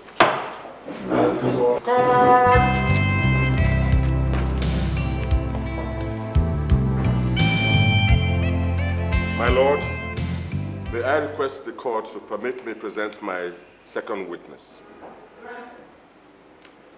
My second witness is a very known face to the accused. He's a man who is always around him and obviously should know him very well. Banga.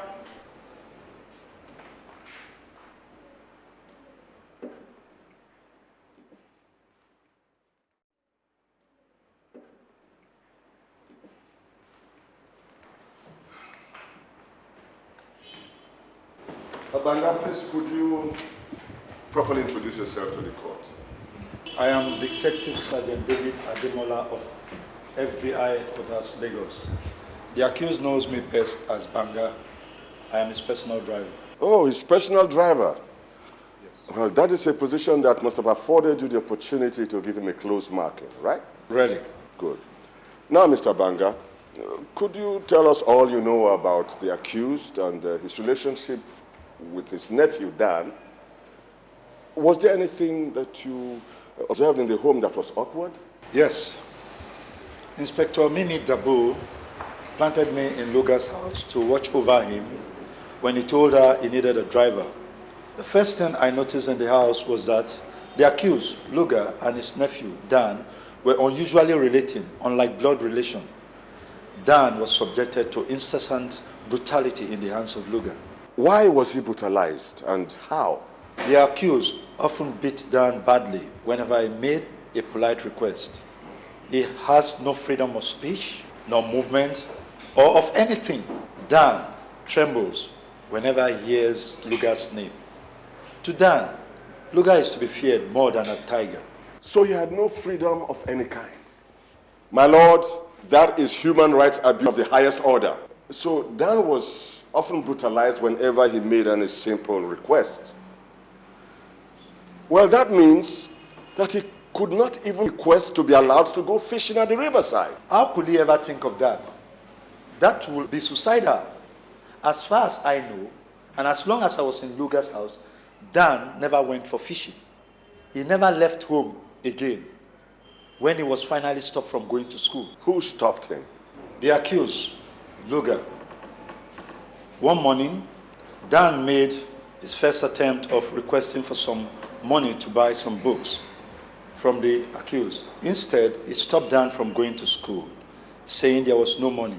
And when Dan protested that he wanted to fulfill his late father's wish of becoming a great man, he got annoyed and beat Dan up, telling him he will never become a great man, but a small man, and called him the useless son of a stingy father. Useless son of a stingy father, you said? Yes. My lord, this point must be noted. It seems that the accused was not contented with whatever legacy his late brother wills to him. Hence, he wanted to grab the whole lot of legacy after eliminating Dan, who obviously had more than he got. Well, perhaps he was not even happy with Dan's father for his uneven distribution of his wealth in his will. Objection, my lord. The prosecuting counsel has no right whatsoever to make such an armchair conclusion. My client here has told me that he will forever remain indebted to his elder brother for the huge sum of 20 million naira that he left for him, 2 automobiles, 1 house, and 5 million naira each to his little children, Ife and Innocent. What more could he ask for or wish for? Any cross-examination of the witness? There will be none, my lord, but I want to make a request to this court. Go on, counsel. I request that the court grants bail to my client here. He has a right, like any other citizen. Objection. My lord, the magnitude of this case is so serious. Granting the accused bail will hamper the police investigation, since the investigation is still going on. The accused will not be granted bail to enable the police carry on their investigation adequately. This case is now adjourned till 10th May for further hearing.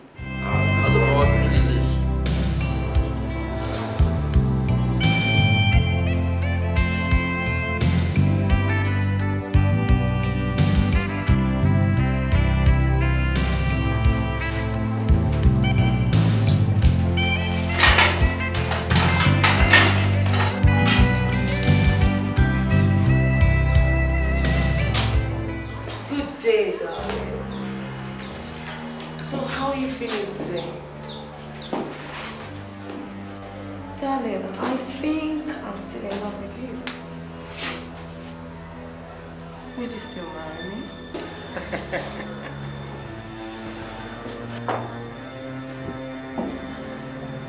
Won't you talk to me? Hey, any more of that, you're a dead man! Did you hear me? You slapped me.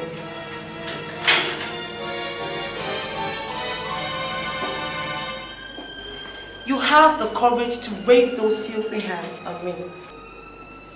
Do you know what I feel like doing? I feel like killing you. Or maybe eating you raw. But no. I have respect for the law. And I know the law will definitely deal with you.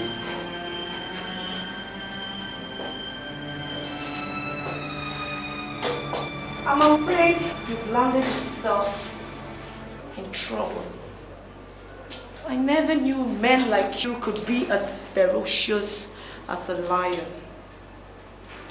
Neither did your late brother know. He probably thought you were only going to be a small thief after his death. He never knew you would, far from it, become a devil's incarnate capable of murder attempts. I fear if you will ever see whatever you're seeing now.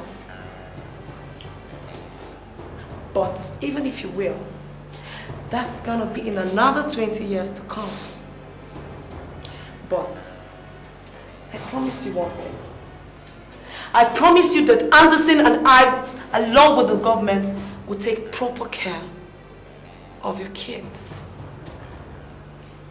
Stupid fool. Bastard. Fear.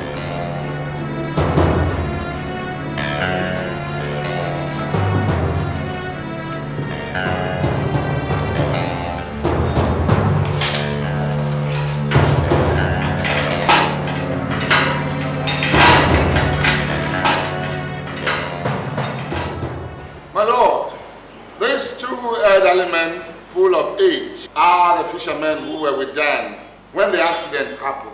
My lord, they are certainly in the best position to tell this court what happened on that fateful day.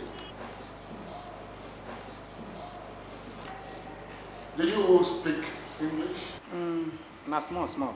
All right. Can you tell this court what happened on that fateful day? Na 4 p.m. for that day, when me and my friend here there for riverside they fish. Now a small time, Dan come say one fish too. Me and my friend begin to wonder, say, waiting go make this boy come say one fish. Now I call him, Dan, waiting make you come say one fish.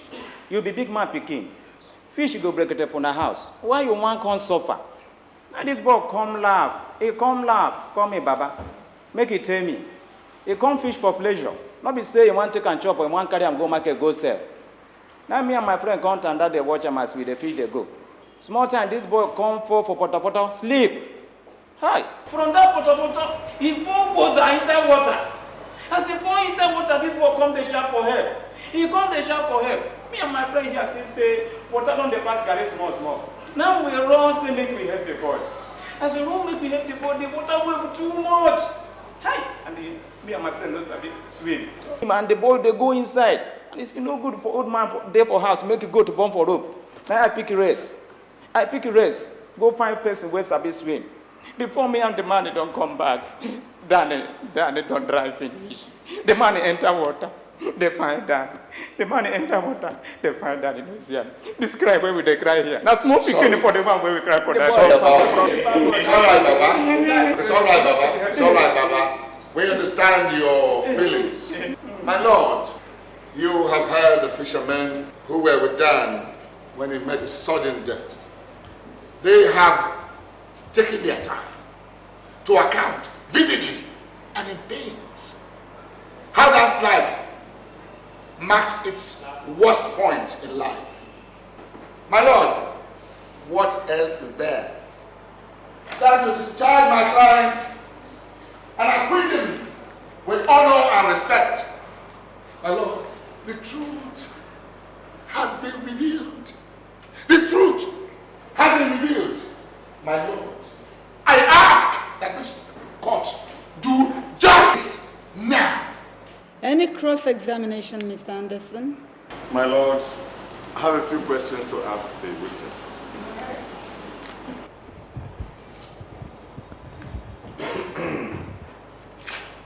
You claim that you know Dan.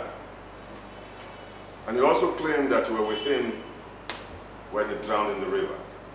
Right? That's the truth. Good. Can you tell the court Dan's complexion? We found the complexion again. Well, the color of his body, is he black or is he fair in complexion? Yes, black. My lord, this point must be noted. Now, could you tell the court what kind of clothes he wore and what color of the clothes he wore when he got drowned? T-shirt plus blue. Red T-shirt plus blue trouser. Abi no be so? Na so. In fact, na so. I think na so. Think carefully and be sure. Red t-shirt plus blue trouser. Na so. My lord, this point must also be noted. Now, can you identify Dan from these pictures here?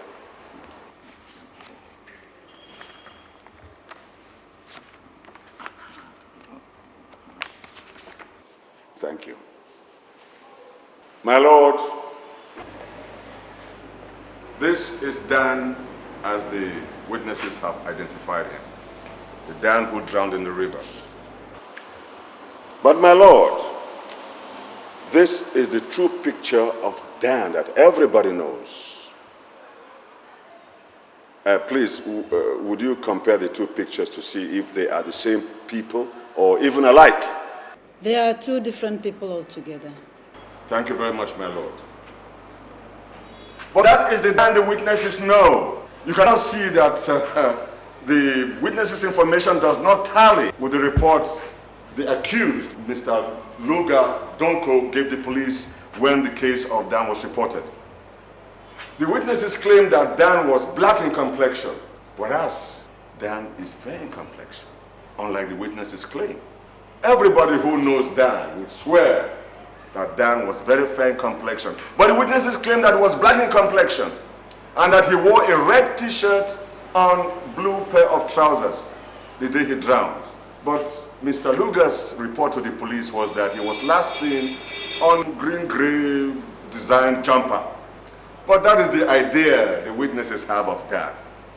Probably they saw a different person drown in the river. Definitely not Dan Donko.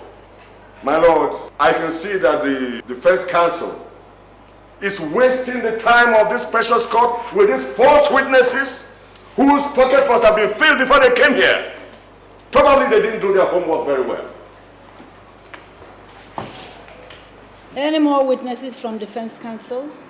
That will be all for now.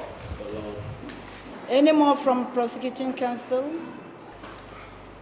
My lord, the personality of my next witness will definitely alter the course of judgment to a different dimension. What do you mean, Mr. Anderson? What I mean is that this will be a very big shocker for everyone here in court. Mr. Dan Donko.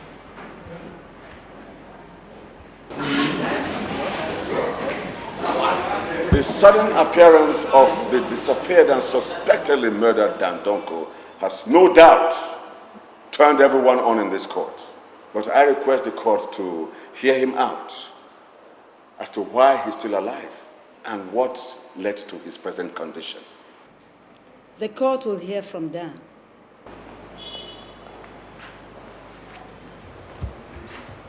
As the court pleases. Dan Donko, could you please tell the court what led to your present condition? I think the court will like to hear the details. Good morning, George, and everyone here. My name is Dan, son of late Mr. D.K. Donko. No doubt I'm in bad health. At least I can tell people what happened to me, where I was, and how I survived in the first 3 weeks.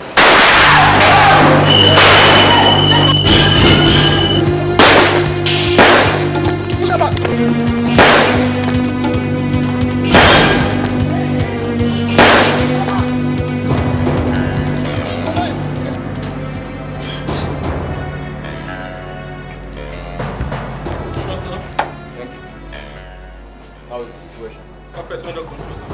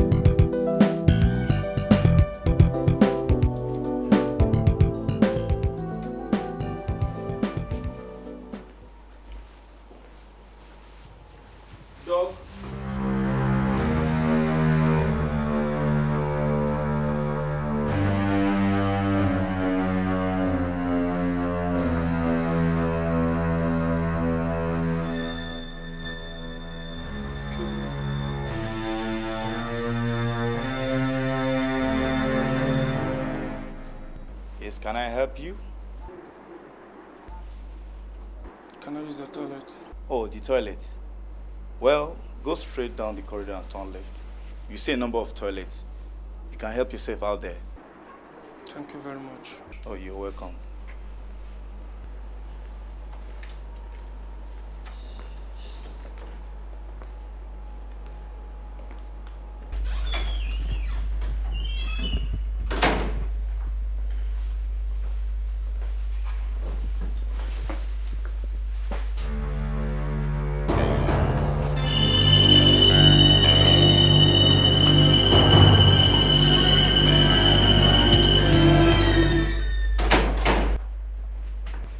Good morning, doctor. Oh, good morning, nurse.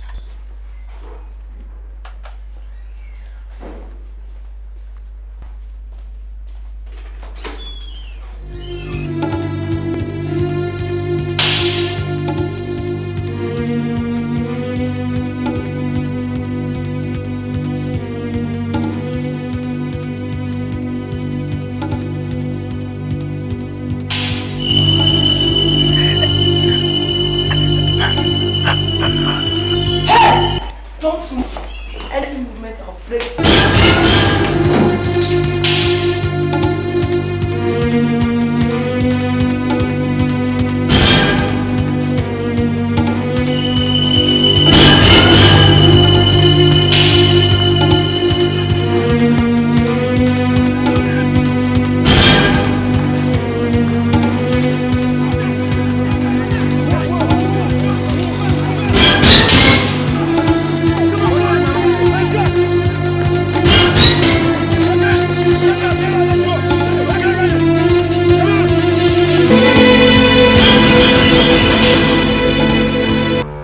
Inspector, who was that man? You won't believe this, doctor. That man was a hired killer who was paid to kill Dan. I mean, this is the second murder attempt on him in 3 days since he first appeared in court as a witness. Why are they after this boy? I can't believe it. Now, boys, listen and listen good. You have to be extraordinarily careful here. You must be on alert 24 hours. You have to scrutinize everyone that comes into this hospital, especially into this room. Only the 2 doctors and 3 usual nurses attending to Dan should be allowed into this room. No one, I repeat, no one is allowed to come into this room except Anderson and myself. Do I make myself clear? Yes, sir. I suppose you already know the doctors and nurses. The doctor here and the other doctor, sir. Sister Stella with her 2 assistants. That's right, that's right. We'll need more men here. I need 2 men in here, 5 at the corridor, and over 20 men both at the front and back side of this hospital. Do you understand? Yes, sir. Now, doctor, is that okay with you? Not really. We won't be comfortable with the men here. I suggest they be planted just outside the 2 doors. That's all right, doctor. So how is he? I think he needs enough of sleep now. Everything will be all right, doctor. Now, boys, I'll make return back to the headquarters. I'll make arrangement for more men to be sent in here. But before then, be alert. I repeat, be alert. Yes, sir.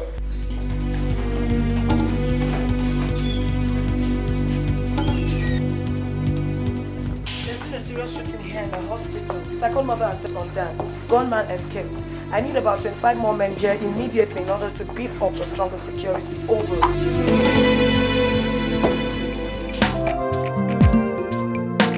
The gunman has again struck in a murder attempt on Dan, late Chief D.K. Donko's son, who was believed dead by the police a month ago. This is the second murder attempt on him in 3 days.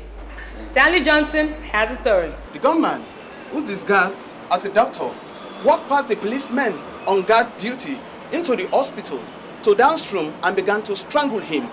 When Inspector Mimi Dabol of the FBI got the information, rushed down to the hospital, ran into the gunman where they both exchanged bullets.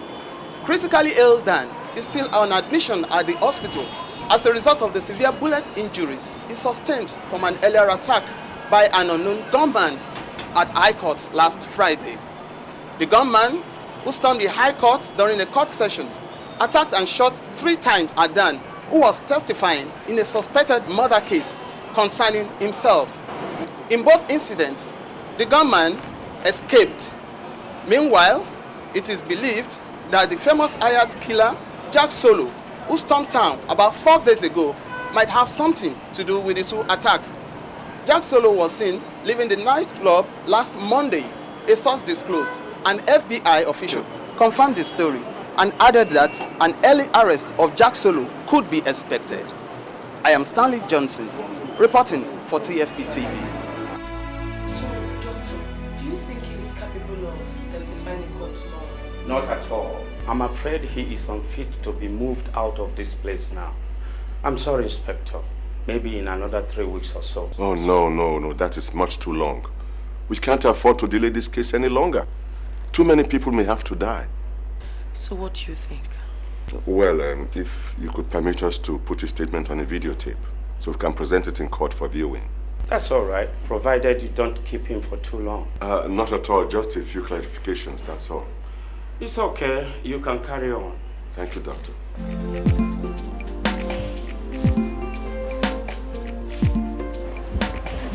My lord, Dan, my supposed next witness, could not appear in court today. Due to last week's bullet injuries he sustained right here in this court after he was attacked by an unknown gunman. Of course, most people here in court know that Dan again was attacked by a gunman in a murder attempt only 2 days after the court incidents. No doubt, Dan is in bad health now. So his doctor has declared him unfit to appear and testify in court. However, I have this witness here on a videotape. May I turn out this videotape as exhibit? Go ahead. Mark it as exhibit A2. Thank you, my lord. But my lord, before this videotape is played, I have another witness who brought down to the police last week. Ichankango. Ichankango.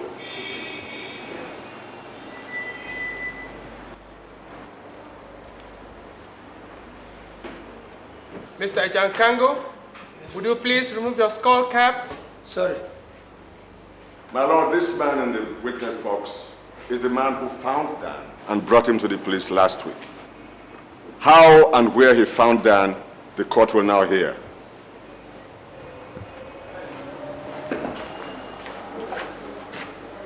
Who are you? I am Ishankango, a vegetable farmer.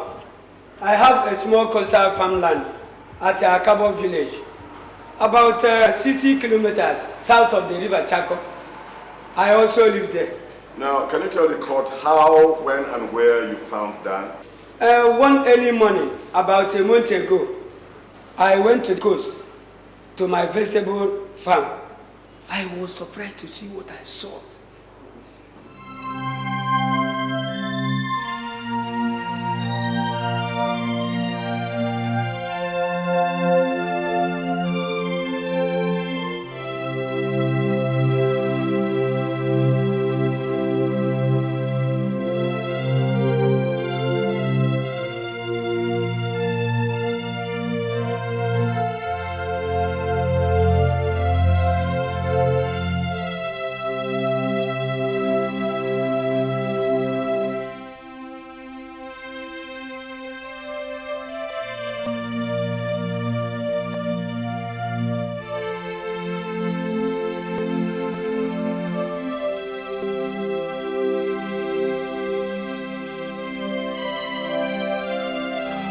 Then what happened next? A half-dead young man. I took him to my home and quickly called a traditional doctor who attended to him. After 5 hours of sleeping, he opened his eyes but seemed to know nothing. I tried to inquire about him from him, but he could not answer me. The following week, he told me a little about himself. What did he tell you? That he was from Lagos. His father died 2 years ago. His uncle became bad to him and he did not want to see him again. That his uncle sent him one night to buy suya. That he was on his way there went two men, emerged from nowhere.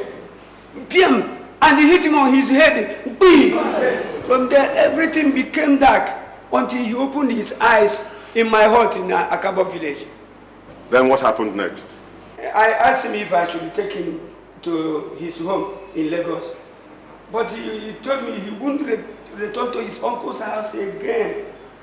That he was happy and free in my home.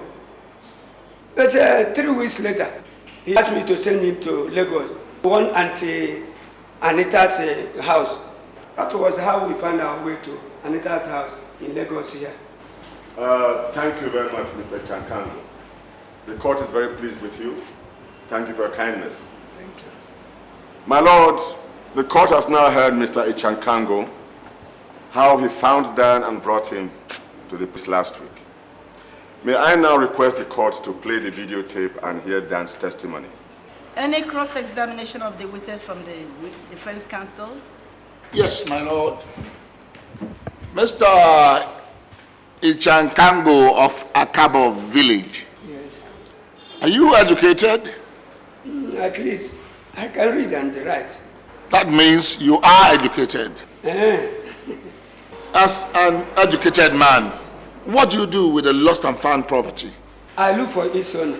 If you do not find the owner, I send it to the police. why did you not take Dan to the police when you found him?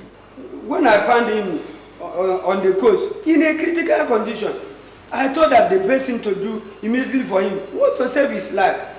Hence, I took him to a traditional doctor who attended to him. And when he later told him about himself, I suggested to take him back to his home in Lagos. But he refused going back to his uncle's house, that he preferred staying with me. Mr. Ichankango, as an educated man, you should have taken Dan to the police the moment he woke up. Do you know that it is very, very dangerous to keep a missing person? Do you know that you could be charged for kidnapping? Besides, that boy told you that he was attacked by two men. He told me too. You should have realized that it was better to take him to the police, knowing that that was a criminal case. But no, you kept him with you. You took the law into your hand. You kept him, my lord. I take it that this witness is false. He was paid to fabricate this story. There's no substance in the story. Objection. My lord, the defense counsel is wasting the time of this honorable court. The witness has just told the court how he brought Dan to Auntie Anita here in Lagos. Auntie Anita is Miss Mimi Dabo, who is a full-fledged FBI officer. What else, what more does the defense counsel want? If Dan was safely handed to the police? The prosecuting counsel is right, since the witness succeeded in bringing Dan to the place. That point is overruled.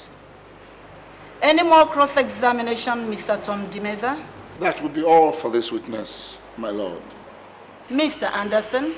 My lord, I request this court to now sit back and watch Dan's testimony on video. Mr. Ichankango, yes. You may now step down. Court clerk, would you please slot in the tape? Yes, my lord.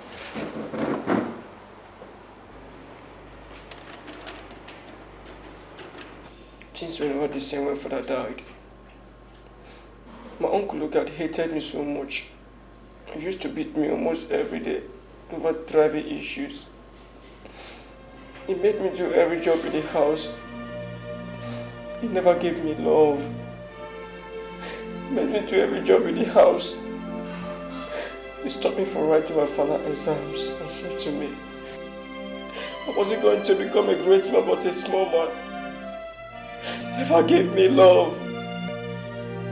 He often collected money kindly given to me by Anita Anderson.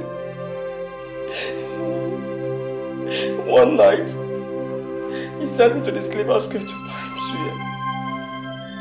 As I was then to Teco estate, two men from nowhere came and hit me on the head. I lost my memory till I woke up one day and found myself Baba Ichas cargo hut in Akabo village. He told me that he picked me up at the riverside unconscious. Icha took care of me for 3 weeks and later brought me to Anita's house in Lagos.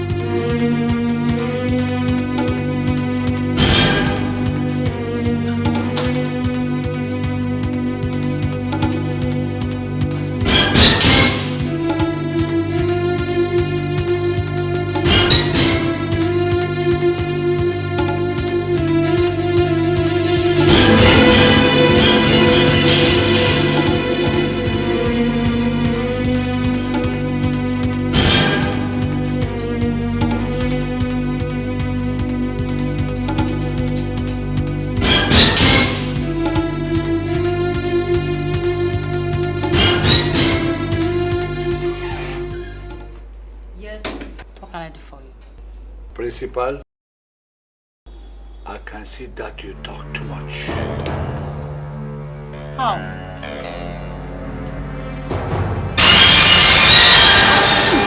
Shut up! Benson, peace.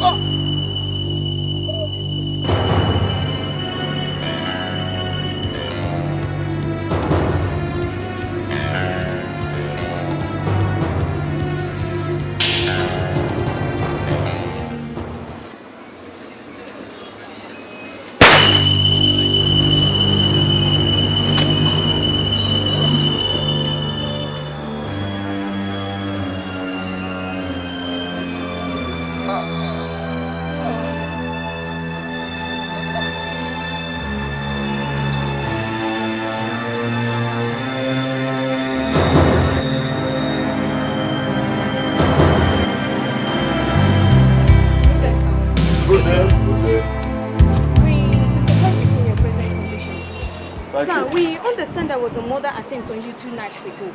So we want to know how true is that? Well, I was hit by an unknown gunman who probably had a telescopic rifle. I saw no one. The bullet came from nowhere and hit my leg. Well, I thank God I survived. We're sorry about that. We're very sorry about that, sir. Thank you. But, sir, who do you think is behind this attack and several others? How do I know?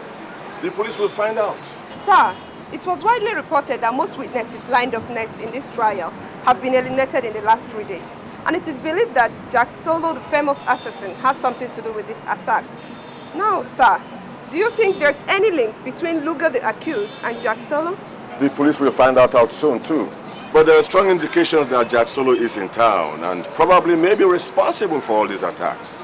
Sir, it is very obvious that your life is now in danger. Do you still hope to continue with this case, or you want to drop it? Even if it will cost me my life, I will fight on. You see, it's not very easy to serve the law. One has to make sacrifices sometimes if the need arises. Sir, do you think you still stand a chance? I thought you've been following this case. I'm shocked to hear that from you. let me tell you something. This case has come to an end. I'd rather resign from the law practice if I lose this case. Barrister Anderson, we wish you a quick recovery and a very good big luck. Thank you. Thank you very much, sir. Thank you. All right.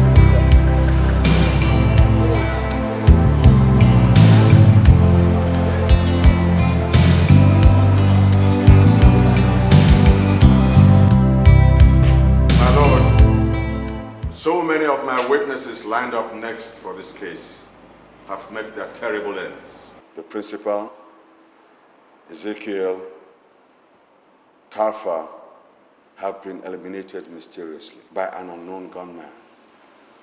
I was also fired at by an unknown gunman in a murder attempt.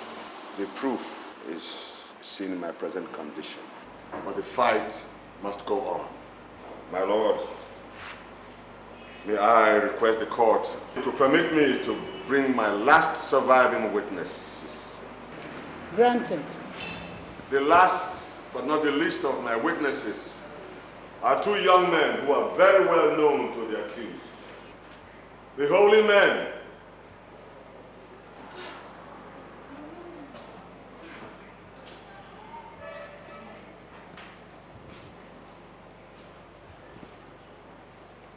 my Lord, these two holy men must be charged alongside the accused, Mr. Luga, for Dan's kidnap and attempted murder. They are believed to be Mr. Luga's henchmen who carry out all kinds of criminal jobs for him. They probably might have carried out Dan's kidnap and attempted murder. They must have one or two things to tell this honorable court. Objection, my lord. My client is a highly respected citizen in this society and not a murderer or a kidnapper as the prosecuting counsel alleges. These witnesses have no previous link with my client. My lord, this is an attempt by the prosecuting counsel to falsify witness against my client. Overruled. The court will now hear the prosecuting counsel's witnesses. Thank you very much, my lord.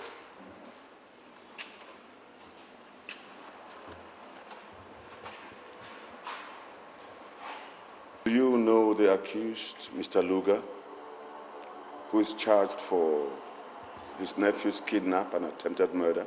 No. Have you ever seen him before? No. Think carefully. No. You mean you don't know him? And you have never seen him previously? We don't know him. We have never seen him previously. Is this not your statement? No. Whose signatures are these? Ours. Then why are you denying knowing the accused and your statement? We signed the statement out of fear. We were badly brutalized by the police and forced to sign the statement. How can you sign for what you don't know? Objection, my lord. The prosecuting counsel is forcing these witnesses to accept a statement they know nothing about. Look at them, my lord.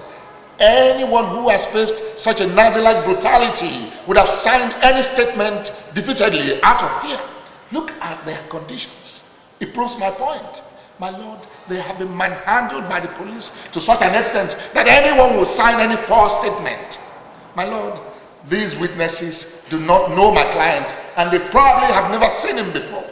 Mr. Anderson, your witnesses are unwilling to testify. I may have to order for discontinuation of this examination. My lord, the witnesses are falsely denying ever knowing the accused or ever having any previous dealings with him. But, Lord, these pictures here prove beyond any reasonable doubt that they have had business and previous dealing with him, and they know him very well. My Lord, here the accused is seen handing over a bag of money and probably international passports to the witnesses. I believe, my Lord, that this was when they were contracted to kidnap Dan and wipe him out and then proceed to Nairobi on vacation. The prosecuting counsel has proved beyond reasonable doubt that the willing witnesses have had previous links with the accused, the prosecuting counsel can now proceed with questioning. Thank you, my lord. I can see you're badly shocked, and you can hardly believe your eyes. Now, can you tell the court what you know about the accused and Dan's disappearance? If you tell this court the gospel truth, then your punishment will be reduced.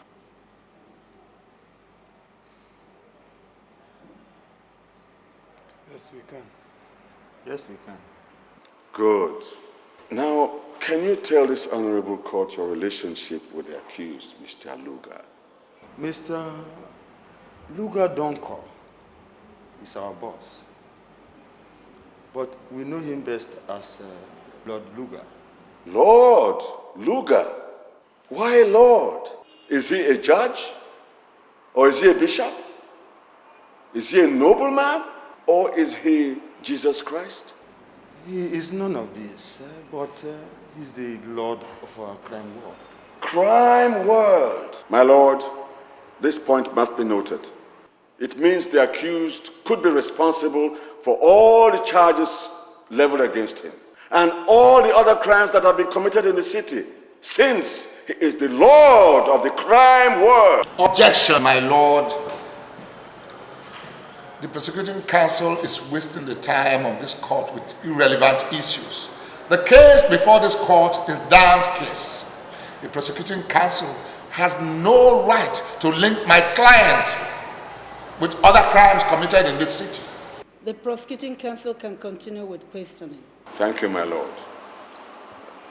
Could you tell the court what you do for this your lord? We frighten his enemies, injure some of them, and commit theft for him, among other things. But this is our first time of accepting a murder contract from him. Murder contract? Mr. Lord Luga contracted us to kidnap and murder Dan so that he will be entitled to inherit his legacy. He paid us 300,000 naira to do the job. Then go on vacation to Nairobi, not to return until the heat cools off. Could you please tell the court how it went? How you carried out the murder attempt? This honorable court would like to hear the details. About 2 months ago or so, when Dan was approaching his 18th birthday, Lord Luga called us and instructed us to eliminate Dan convincingly so that he can inherit his legacy. Lord Luga paid us 300,000 naira.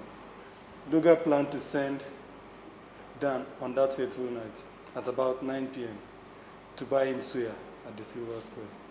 He said we should lay ambush for Dan around Cocoa Estate, where he was to be kidnapped.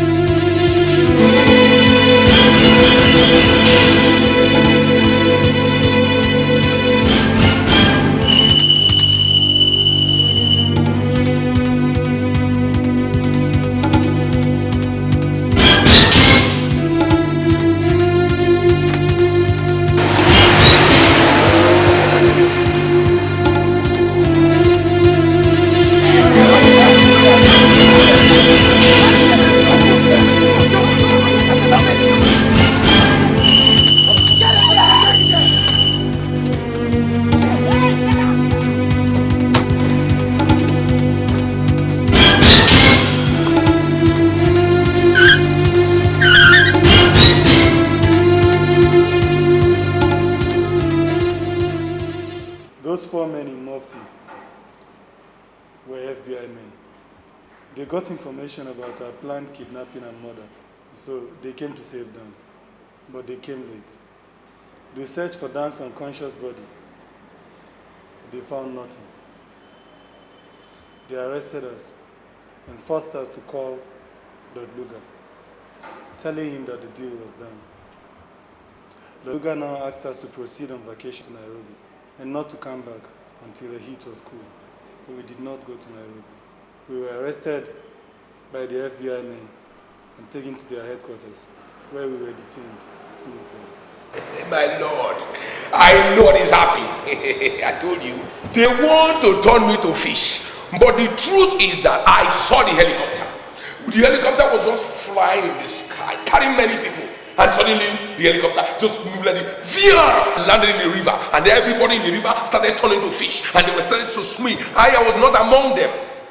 I was not among them. And I know the game plan is to turn me to fish. Ooh, va! He just landed like that. And then all the rest of them, they turned to fish, my Lord. My Lord, my client is perhaps mentally impaired and hence incapable of standing trial.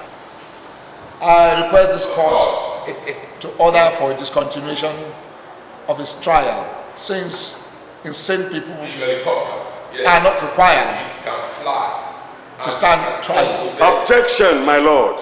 The accused is cunningly putting up this act to escape the prosecution of the law. I am certain he is in a sound state of mind. Hence, I request the court to continue with this trial. Overruled. The accused will be referred to a psychiatric doctor for a critical examination. I therefore order for discontinuation of this trial for today until the accused's state of mind is ascertained. Case is adjourned to Monday next week for ruling.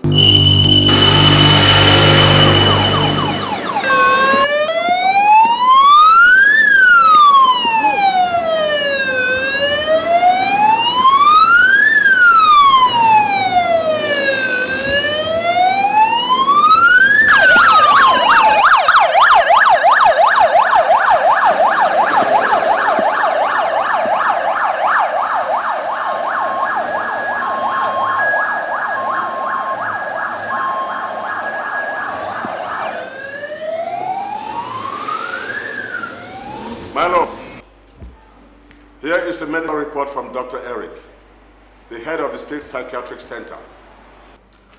According to this medical report, the accused, Luga Donko, is in a sound state of mind and of sharp reasoning. The accused, hence, is capable and fit to face trial and prosecution. May I tender this document as an exhibit? Go ahead.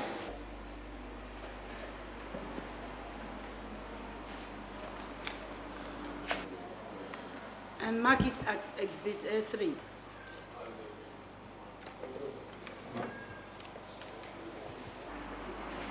As your lordship pleases.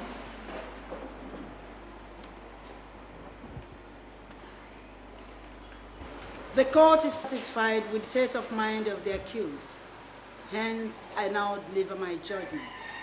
After a long period of hearing, examination and cross-examination of witnesses from both the defense counsel and the prosecuting counsel, it has been proven beyond reasonable doubt that the accused, Mr. Luga Donko, is behind the kidnapping and attempted murder of his nephew, Dan. This court therefore finds him guilty of kidnapping and attempted culpable homicide, contrary to Section 274 and Section 299, subsection 1 of the Penal Code of Nigeria, which constitutes criminal offenses. The accused is therefore sentenced to life imprisonment without option of parole. On the other hand, Dan, the heir to late Chief D.K. Donko's legacy, will hence inherit his legacy appropriately. This is my judgment. As the court pleases. The courts may now rise.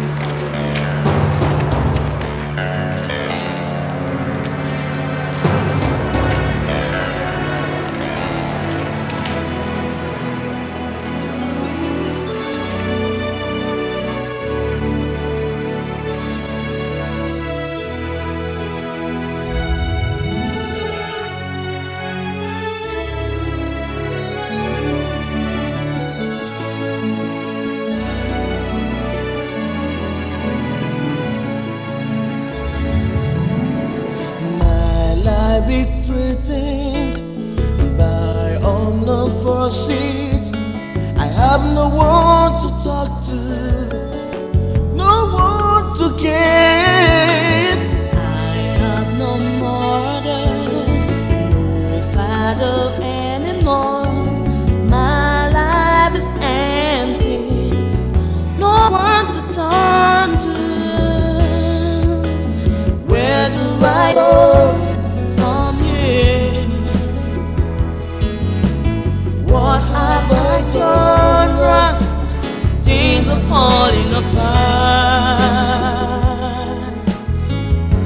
I don't know where to go, I've no place to run to. Where do I go from here? My father's promises are gone, sworn and stolen them from me.